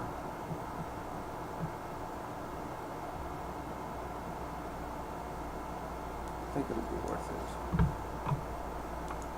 I guess if you carry his, I don't know, the certain one, so this is not really useful at all. Right.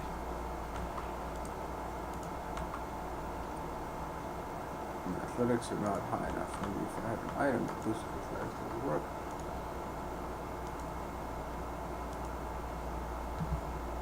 Fate Binder, so this is the approach. We are honored by your presence. Need something? Association. Hold the citadel at the heart of the valley, the one built around the base of the spire. The Matani River has been our largest headache during the siege. It's unsafe for armored troops to ford, safe for key locations, and the enemy knows this as well as we do.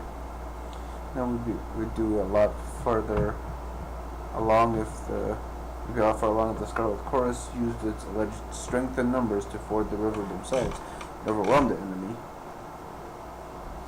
As it is, we must take the valley slowly and advance to this favored bulwark, since that's where the real work gets done. Because all it takes is numbers to cross the river under a hail of arrows. If the favors were quicker to act, maybe the Vendrian guard wouldn't be so trained up to face us. So things will run out. If either of you is correct, the campaign would be over. I wouldn't be here. Yeah, I like that. It's good to be smart.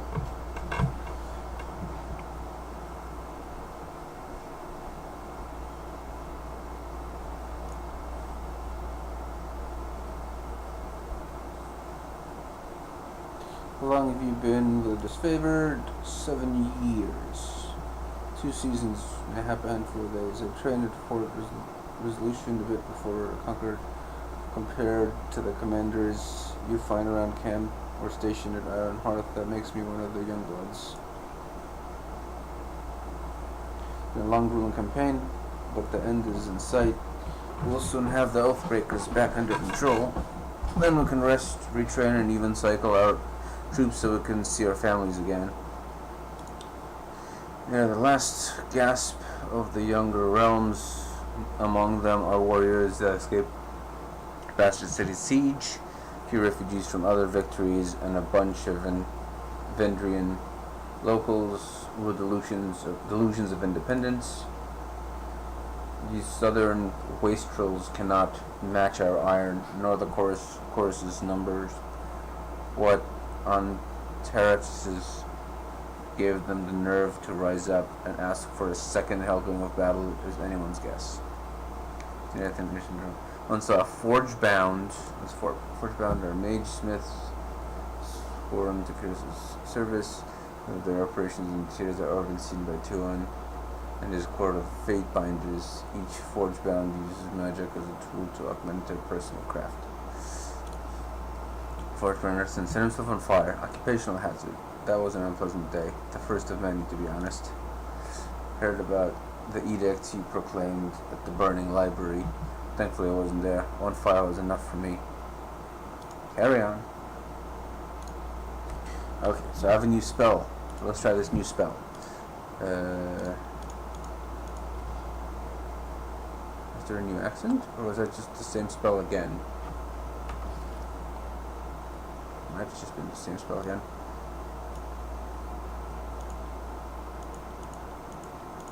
Interesting that I can learn the same spell twice.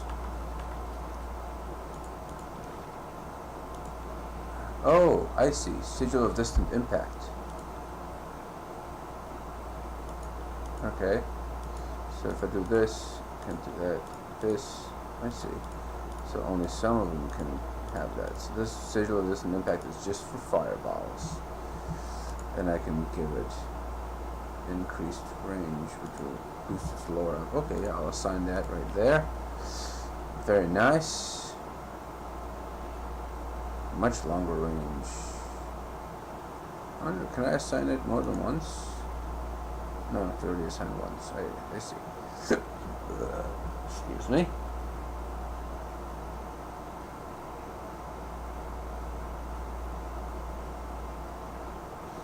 Alright. Alright, so let's save right here. On the lookout. Alright, I thought this person over here. Cosmer, Fatebinder. What an honor to have one of Tunan's court visit our humble holdfast. Need supplies? Bursting with energy, merchant slams her palm down on top of a crate. If so, you've come to the right place.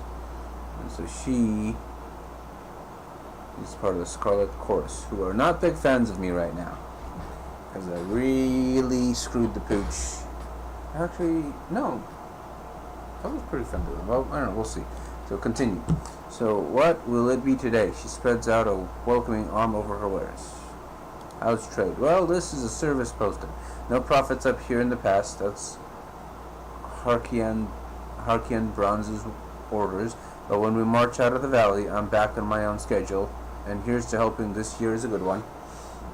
Overlord forbids the extortion of the pathways. Good thing too, cause in years past I'd lose most of my profits to tolls. Couldn't turn a copper if I tried to haul long distance. Because you've been granting proper stewardship of the goods you're peddling.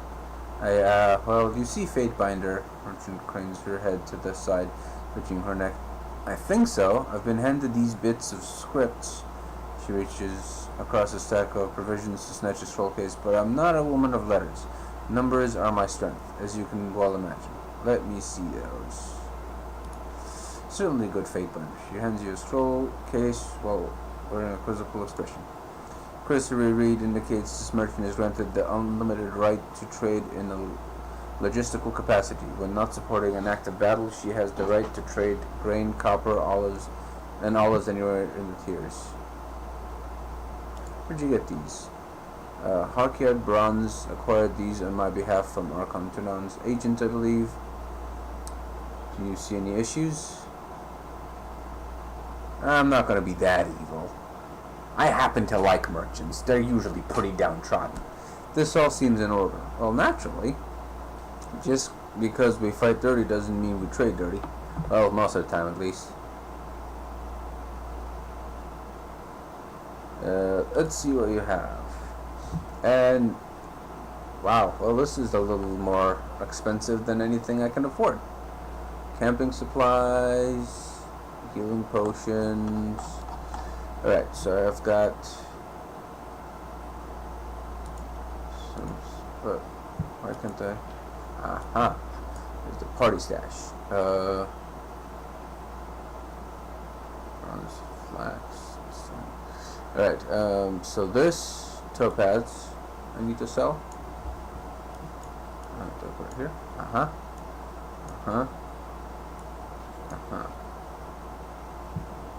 Okay. Hide.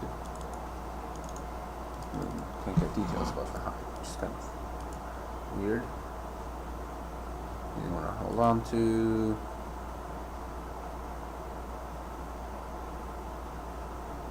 Some of these boots. So this head wrap. And so this bronze axe.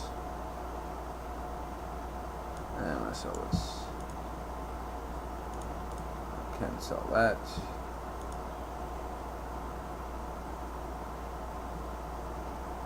Alright.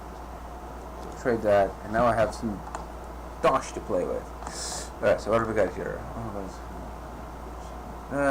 Lesser Staff of Entropy, which is what I'm using.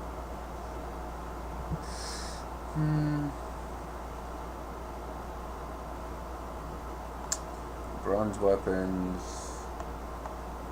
and then sigil. Lightning, it's a core sigil, which would be pretty useful.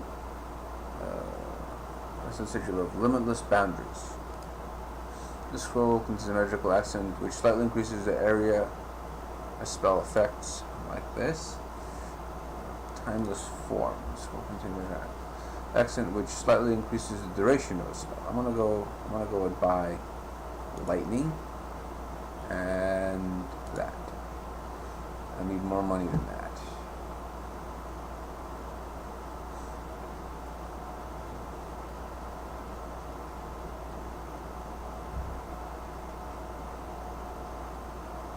Sentinel's javelin's expensive. I think I'll sell this lesser staff of Titans. Alright. Okay, so I have a couple more sigils to learn. Learn. Alright. So, Sigil of Lightning. And I'm going to express it with a lightning bolt. And now I can increase its area of effect, which would make it far too expensive for me, or I can give it more range. So for now I'll just do this. And I'm going to assign it instead of the Searing Palm. Oh, thank God.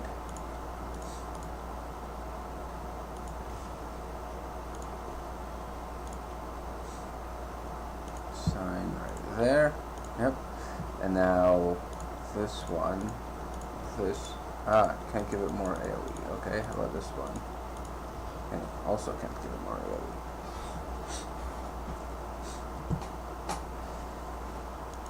Okay. I wonder, can I? Okay, so I have to do this and this, which is 55, which is a little too much for me. So I need more lore to cast these spells. Interesting. So lore is indeed the most important thing I can learn. Alright, so let's talk to some of these guys. The prisoner says his name's Tarkus Demos. Then I don't think this is a complicated matter. He died. Hashem has been a driving force in the Vendrine Guard. Killing him should demoralize whatever was left of the Tarkus clan. We must give the vanquished enemy a chance to serve. That is our laws. The president, Chanter points. Just ask the governor here. You understand the wisdom of the Scarlet Chorus? The Lord does not wish to rule over a ruined crater. We must conquer. But if we show no mercy, we will have conquered a mountainous stretch of nothing.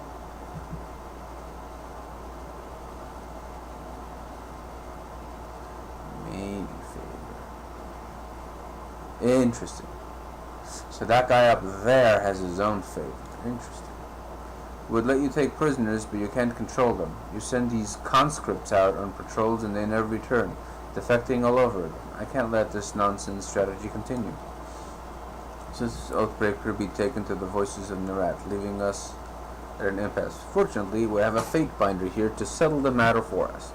The chanter turns to you, an expecting smile creeping across her face. So, what say you? What should become of this prisoner? Execute the Oathbreaker. One chance to surrender is enough. Chorus should be allowed. So now I'm playing favorites. And since these guys are, I'm going to try and keep a balance between these two guys. I want to see if I can say this. This is the sort of nonsense that got us into the mess we're in now. If we keep showing these mongrels mercy, they'll just bite us time and time again. So they have some wrath. So you could gain both favor and wrath at the same time. Interesting. I wonder if it resets once I get to a certain store. So it'll allow you to trade and sell your items for copper rings or items of the store's inventory.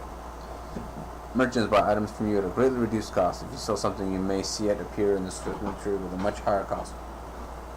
Story periodically refresh your inventory, so check back often to see what items are not available. Siren's songs. No comment there. Siren will begin singing one of her songs. Who's Siren? Each of her songs is a series of stanzas that produce different effects. As one stanza ends, its effect will linger, overlapping with effects of the next stanza. You can change Siren's current song by selecting her and choosing a new song from... I don't see no Siren. No. Taking straight to the Western Rat. Owen, keep you here any longer, Fatebinder. I know you have important business in the valley.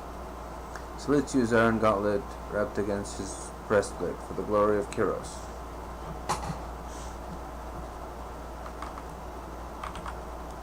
Okay. You can talk to them still. On it. Oh, this guy here. Just a dude. Who's this guy? Just another dude. Alright. Dudes.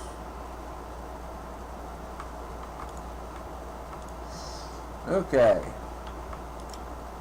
Can't climb there, not athletic. I wonder if she can climb. What's her athleticism like? She's not very athletic. Okay. Yes. Let's look at her dodge. What is skills? Athletics. She's pretty close. Determine a character's ability to traverse difficult terrain as well as their ability to execute skillful moves in combat. Athletic is also used in dialogue to determine your ability to intimidate or physically overpower someone. So mine is 33 and hers is 32. I'm actually higher than her. Huh.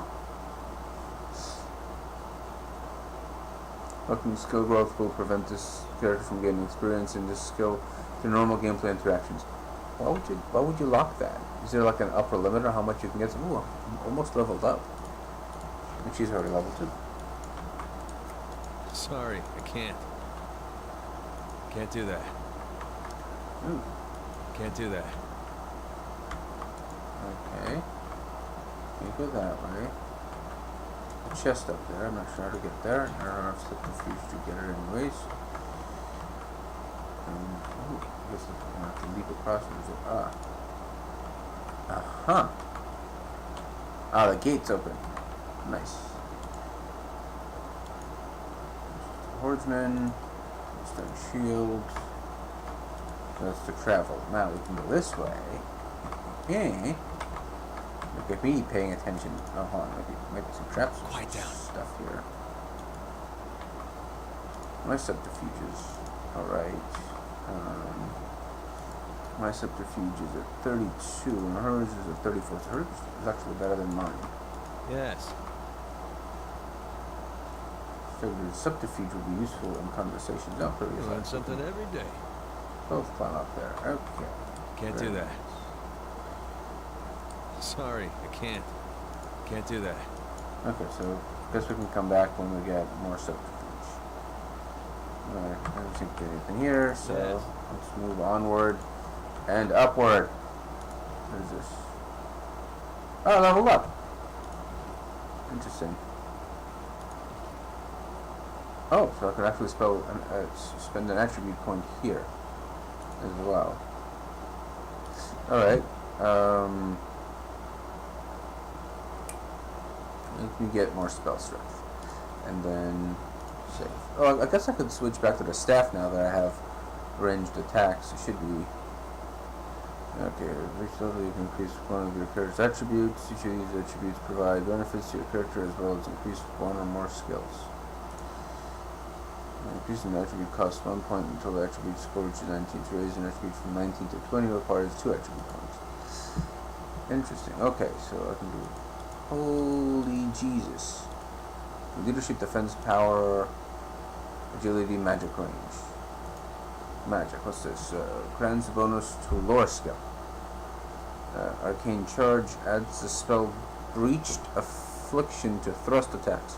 Also grants a bonus to magic skills for a short time after using thrust. Charge strike. Charge up your magic staff to release a powerful burst of energy that explodes in a small area on a target. I'm gonna go with magical prodigy. Additional spell slots. Requires 1 point spent in the magic tree. You know what? I'm gonna go with Charge strike. For now. Save. Shield one. No. Alright, so here's what I'm gonna do. Since I am now officially all arranged and stuff. Oh, interesting.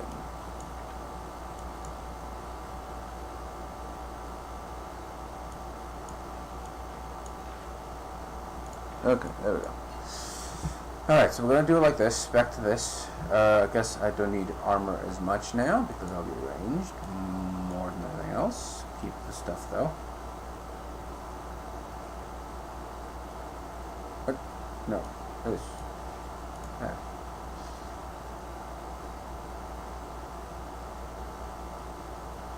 Okay, and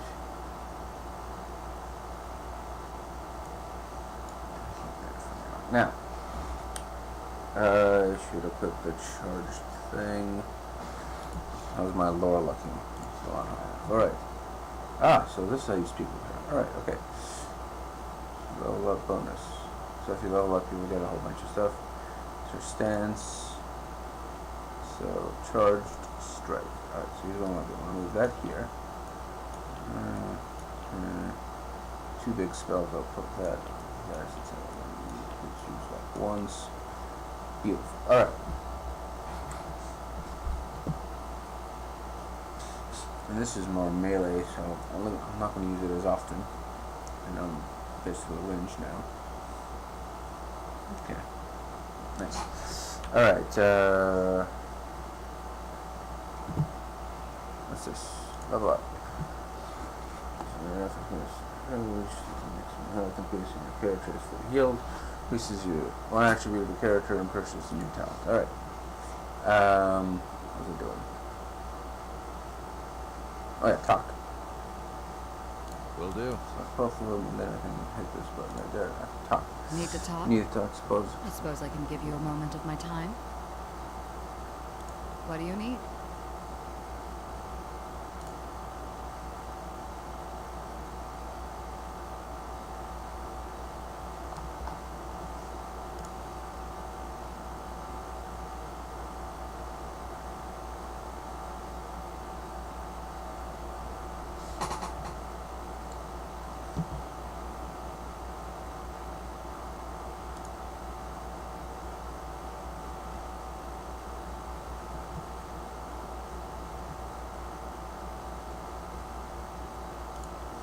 If you insist. I'm a Scarlet Fury. That should raise some flags for you. It means that I'm good at killing, and more importantly, that I enjoy it. What I won't enjoy are the pleasures of funerary rites packed with weeping mourners. Someday I'll fall in battle, and then they'll roll me into a mass grave or heap me atop a shit-stained wagon. One more anonymous, knife-riddled piece of meat. Until then, I plan to take whatever I can from life and have a little fun along the way. Life? What life? As far as I'm concerned, I didn't exist before the chorus. There was some girl in a farm wearing my face and talking with my voice, but she wasn't me. Sometimes she would sneak out at night, take a scythe, and have some fun with the livestock. Our shared interest began and ended there. When the Scarlet Chorus swept through my village on their long trek from the bastard city, that was when I finally woke up. Buried my old life, took red vengeance on anyone who'd wronged me, and found the freedom I could only dream was out there. My mother ran a successful farm, and I worked it for a number of years before I found the chorus. She was a hard, bitter woman, acted like the world owed her something. She never talked about my father, though I figured out a thing or two about him later on. He was a merchant from the Northern Empire who took a liking to her, and she him. He stayed around only long enough to get what he wanted. Never mind him, my mother never had what you would call taste, so you couldn't have been terribly influential to me if he did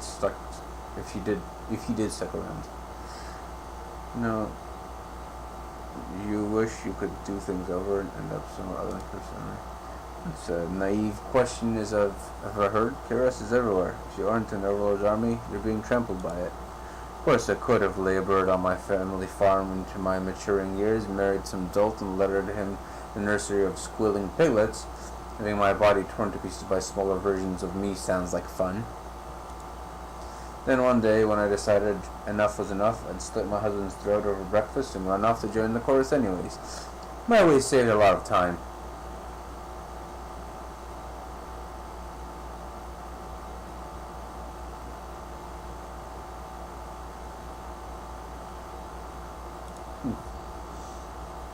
At least you understand the chorus, phrases, and rewards the thing inside me, and I would suppress in civilized company. That I would suppress in civilized company. Life is too short to repress every desire, right? Especially if I have anything to say about it. How did I think you have the wrong idea about me. The chorus didn't take me as a sobbing maid. I strode into a camp and enlisted. Someone tossed me a dented blade. I lived through initiation, spent a week butchering my neighbors, and moved on with my new kin. Didn't waste time with goodbyes. My mother had long since died, and the rest of my family were louses. The girl I used to be, even she knew that she was worth more than all of them combined. Significance of your feathers. Oh, I don't tell that story to just anyone. They love to butter me up before I get into the really intimate details. Past another time. Let's go. Of The course. Scarlet Chorus is mostly for madmen and peasants with rusty daggers, but it's also a little niche of freedom that I never had. Once I survived training and met my Scarlet Fury sisters, I saw a different side of the Howling Mob. For new recruits shoved to the front lines, training means surviving the first battle. Anything beyond that is for the fighters who show potential, whether as blade dancers or arcane madmen. There's nothing in the world like getting put through the paces as a Scarlet Fury. Every day is a test of your commitment and passion. Failure means death. The first few weeks were the hardest, but also the most rewarding.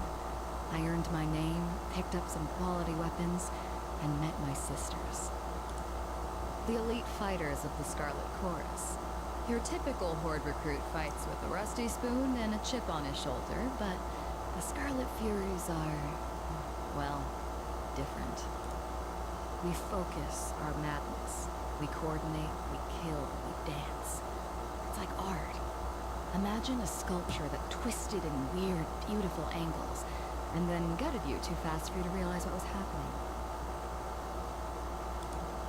It is, as I remind myself all the time, the most important day of my life was when the voices of Nerat recognized my potential and sent me to Scarlet Fury training.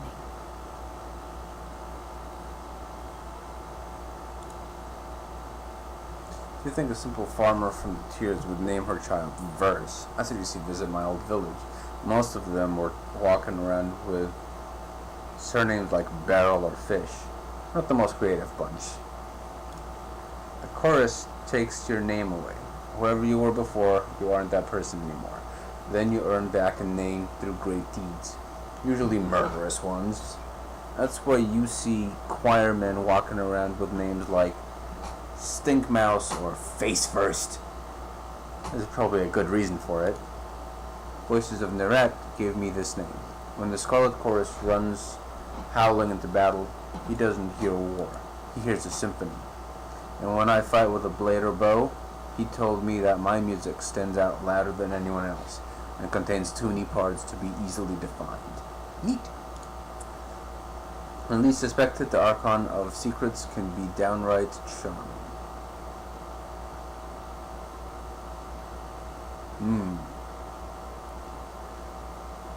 Sure, let's be like the namesake, Dread.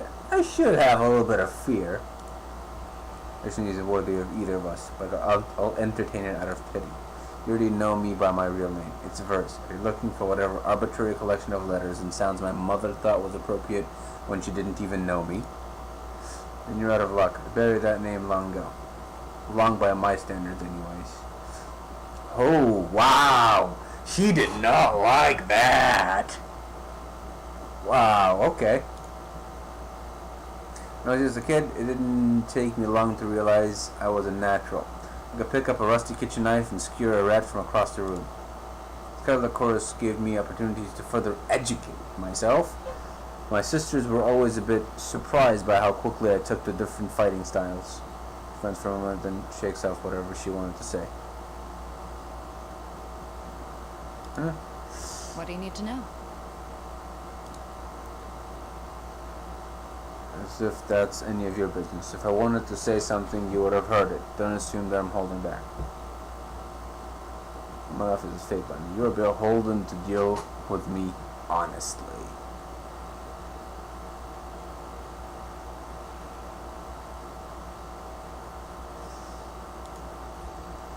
That's as starchy and literal a point as I've ever heard. Ooh, she went up. Ah, I see. So the fear accumulates between tears. It doesn't reset. Interesting. Interesting. Okay. It's as starchy and literal a point as I've ever heard. But you're not wrong. Also, I like how you handle yourself there, throwing your authority around like it meant something. I mentioned before that I'm good at picking up different weapon and fighting techniques. The truth is, I'm better than good. I could flay a man so cleanly that I'd leave a single strip of skin behind. He wouldn't even need to be tied down. That was one of the first things I discovered about myself after joining the Scarlet Chorus. The voices of Naret recognized it in me as well, which is why he singled me out for Scarlet Fury training. You tried the flaying trick before? Let's just say that when we ran out of canvas for pitching tents, the fifth eye handed me a knife and pointed me to the prison pens. My sisters were the masters of their fighting forms, but since they died, my style has changed, almost like I can kill as they did. I could pick up a bow, a lance, anything really. I could tear someone to pieces with a weapon that I only watched my sisters use. I don't know what it could mean, and that worries me. Who are your sisters? Who were they would be more appropriate. 3 Whispers, Red Gazer, and Seeking Sheath. Best fighters I ever met. It wasn't a foe we couldn't take down together. Our fighting styles complemented perfectly, so we divided up killing work like bards sharing a song. At least we used to. Okay, 3 Whispers. She was as calm as the surface of a pond and light on her feet. More than one foe tripped and fell on her own blade due to Whisper's crafty footwork. If from you as a fleeting moment of sorrow steals her attention, so she's not a sociopath. She can still feel sorrow. She's just nuts. One woman siege breaker. She would launch herself at her foes like a battering ram. Not even a disfavored phalanx could have withstood that dumb suicidal wench. Curious' eyes, but she was something to behold. That girl could pass a spear through 12 rings from the far side of a battlefield. Kira's help any foe who approached her marching single file. She made a game of spitting as many soldiers as possible on the same javelin. What happened to them? They were scouting around Vendrian's world during the siege, back when we only suspected the guard were organizing a secret. My sisters and I came upon a group of them, or Kiros knows maybe they found us. No one said anything. We drew iron and bronze. That was when everything went wrong. I was supposed to take point and occupy the guard with a dense blade work, something disorienting while my sisters picked their marks. I hesitated, lost my nerve. Instead of rushing the Oathbreakers, I froze with my weapon drawn. My sisters fought on without me, but they were off balance, like whatever I had was catching. They died, I lived. My sisters were relying on me and to lead the dance, and I failed them.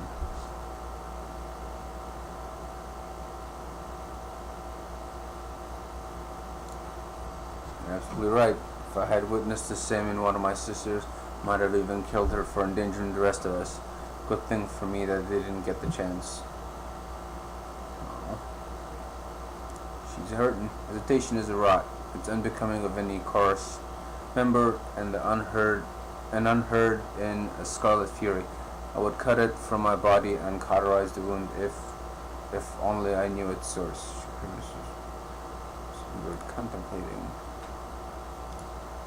For the first time, I lost the dance. The song of murder grew silent. Instead, it was only rigid, organized control. Sisters. What do you need to know? Well, the voices of Narat is the spider at the center of the web. He acts like the army belongs to him, and he only lends it to Kiros because it suits his purposes, both of which are true. The rest are all offshoots of the voices, like the fifth eye. Once you get down to the rank and file, a scarlet chorus organized around a motley bunch of gang bosses who call the shots. What do you want to know? Well, I'm going to farewell right now. I'm going to save game, and I'm actually going to stop right now because I will probably need to get going soon, so I don't want to be in the middle of something. So thank you for watching. Oh, I should probably do the game of the day thing, huh?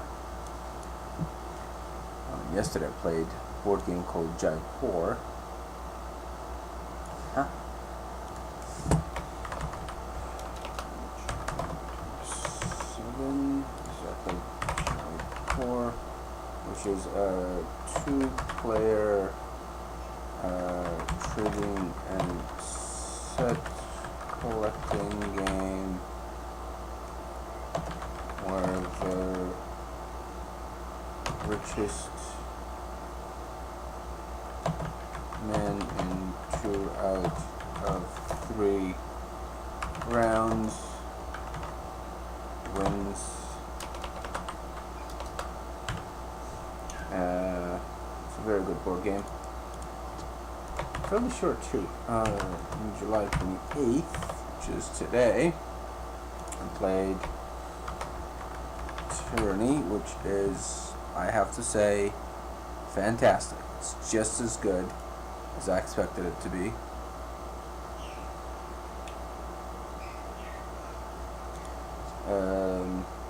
I do need to play it more, so I'm not gonna write anything in about it yet. No, I should. I think I played enough of it. It's a CRPG in the style of Baldur's Gate with really cool mechanics and streamlined gameplay. Crafting skills is really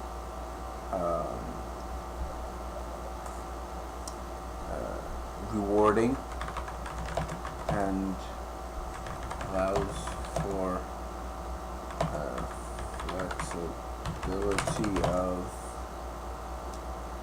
flexibility of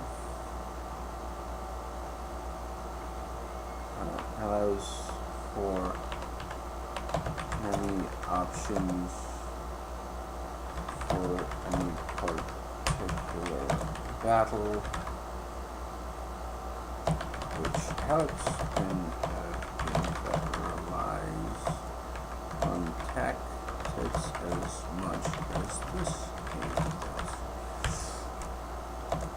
And I think that should be about enough for now. I do need to add more to this. The twist is that you are an officer of the big bad, and you can either stay bad or lead a rebellion against him. It's very, very cool. Alright, so that is that. Thank you for watching, and have a good day.